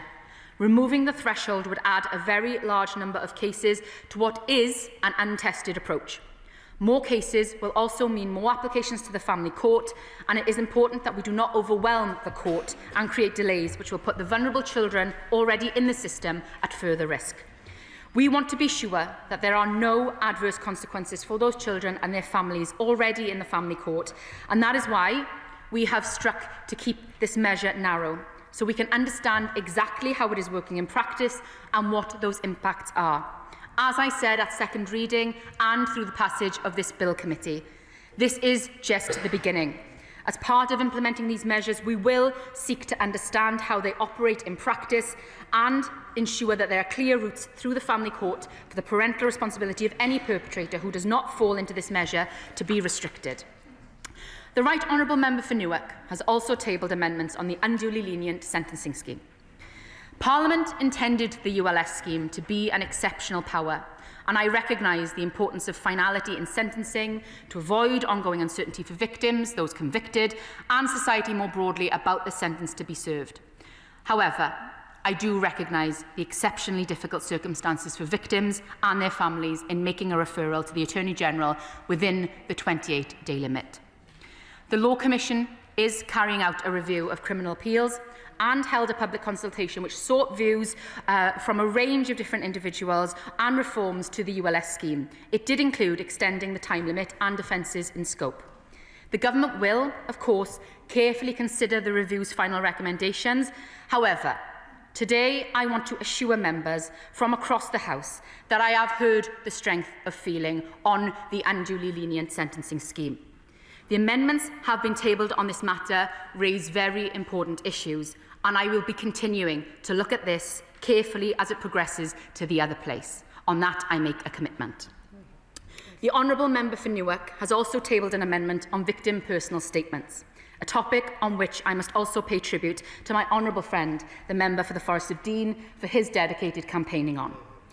Victim personal statements can be an incredibly powerful way for victims and their families to tell the court how the crime has impacted them, and for the court to directly hear evidence about the harm caused when considering its sentencing of the offender. This is the victim's voice in the courtroom. It is important to understand that these statements are evidence submitted to the court to assist the court in determining sentences. As evidence, they are subject to strict rules which the court applies to ensure that the criminal justice process works fairly and effectively, and that is why the content is limited to explaining the impact of this crime. However, I will happily give way. I thank the Minister for giving way. It takes me back to a family and the father of young Violet Grace, who was killed in 2017, 4 years old, 80 miles an hour and 30 miles zone, and the people involved went missing. And during the court case some years later, where's my statement gone now? During the statements, during the reading, they wanted to read out the victim's statement fully in the court, and the defendant's barrister objected, and the judge accepted that objection. The barrister gave the parents, the CPS barrister gave the parents a copy of the victim's statement, highlighted with what they could not say. They went out of the courtroom to alter their statement. This was a young couple with a younger child. It was horrendous what happened to Victor Violet, and her mother-in-law. Life, impact on her life was just horrendous. They went into that court and they felt like the criminal. They felt like they were like the defendants. They felt that they were doing wrong, and they then were asking, what can we say, what can we not say? The father has texted me this morning and he said, thank you, Mary. after all these years, I can see some light in the future. We don't want other people to suffer this. And I do hope that this goes through and that we can get something. This family, they've now got another little girl. But I just want to thank this government for getting round to it, because this bill has been going through and that's been going through, and it's just so terribly traumatic. The whole town feel it for these parents. But thank you so much for Violet Grace's parents. Can I thank my honourable friend for raising the case of Violet Grace? She has been a tireless campaigner and supporter of the family for many years. I have had the privilege of meeting the Eunice family several times and hearing directly how their experience of their victim impact statement and the limitations placed on them as to what they could say in court has affected them and essentially silenced them and meant that their pain was not heard by the perpetrator. I am committed to working with them and the other Families for Justice campaign. The honourable member opposite, we've had extensive conversations on this, and any honourable member in this House, on looking for a way forward as to how we ensure that the victim's voice is best represented in sentencing. We do not need legislation for this, Madam Deputy Speaker. In fact, legislation could potentially make this worse in terms of re-traumatising victims by making them say two separate statements, limiting in statute even further the parameters of what can be said. I do not want to limit or silence any victims. I want to work with them to ensure that there is universality, there is support for them when completing their victim impact statements, and that the guidance is there so that anyone knows exactly what can be said in that impact statement. It is vitally important that we give victims a voice, and I am determined to achieve that. I know that my honourable friend, the member for Lowestoft, will speak to her amendment to place a duty on certain authorities to commission specific support services for victims and caregivers of victims of abuse and exploitation. Again, this is well intentioned, but we do not agree that it is helpful to place a statutory obligation on certain authorities to commission certain support services. The MOJ already provides grant funding to police and crime commissioners that is used to commission support services for victims of abuse and exploitation, which includes ring-fenced funding for sexual violence and domestic abuse services. It is for the PCCs to determine what best support is there for their local area. However, I again remain committed to working with her and others to ensure that victims get the best support that they need. My honourable friend, the member for Rotherham, has tabled an amendment which seeks to reform the Criminal Injuries Compensation Scheme in relation to compensating victims of child sexual abuse. This government is, of course, absolutely committed to supporting victims. However, we believe that reforming the scheme in one way that only benefits victims of child sexual abuse or any other single crime type would undermine its principle of universality. My honourable friend, the member for Rotherham, and I, as well as my honourable friends, the member for Warrington North and the member for Birmingham Northfield, and all of those who attended the Westminster Hall debate we had earlier this year, will know the strength of feeling towards the Criminal Injuries Compensation Scheme. It is not working. It needs reform, and I am committed to working with them and others and victims and survivors to not make this piecemeal and to look at how we can make it the most effective and sustainable scheme to provide compensation to victims. The honourable member for Maidenhead will no doubt speak to his amendment on support for families bereaved by homicide abroad. Bereaved families will, in many instances, need support tailored to their case. We have heard that these families need to be clearer about what that offer from UK agencies are and what the Homicide Service even is and how to access it. That is why we are working with departments across government, agencies and the Victims Commissioner to produce a clear, accessible guide to support families bereaved by homicide abroad. I am very grateful to the charity Murdered Abroad for working alongside us to make sure that that guidance delivers on its aims and we help those families who are stuck in limbo. I will come to a close by emphasising again the importance of this bill. It is a foundation for a better justice system, one that provides even greater protection for victims and delivers swifter, more efficient justice. It will not solve every issue we face overnight, but it is a strong, determined step forward, a signal that this government stands shoulder to shoulder with victims. And again, I want to sincerely thank members on all sides of this House for their engagement with this bill. We work together in this place, and this place is at its best when we do come together for the sake of victims and survivors. And I look forward to hearing this debate and responding to all of the views, and I'm looking forward to a really healthy debate. For now, I commend the government amendments and new clauses to this House. New clause NC 13, victims' rights to make disclosures relating to criminal conduct. The question is that Government New Clause 13 be read a second time. I call Liberty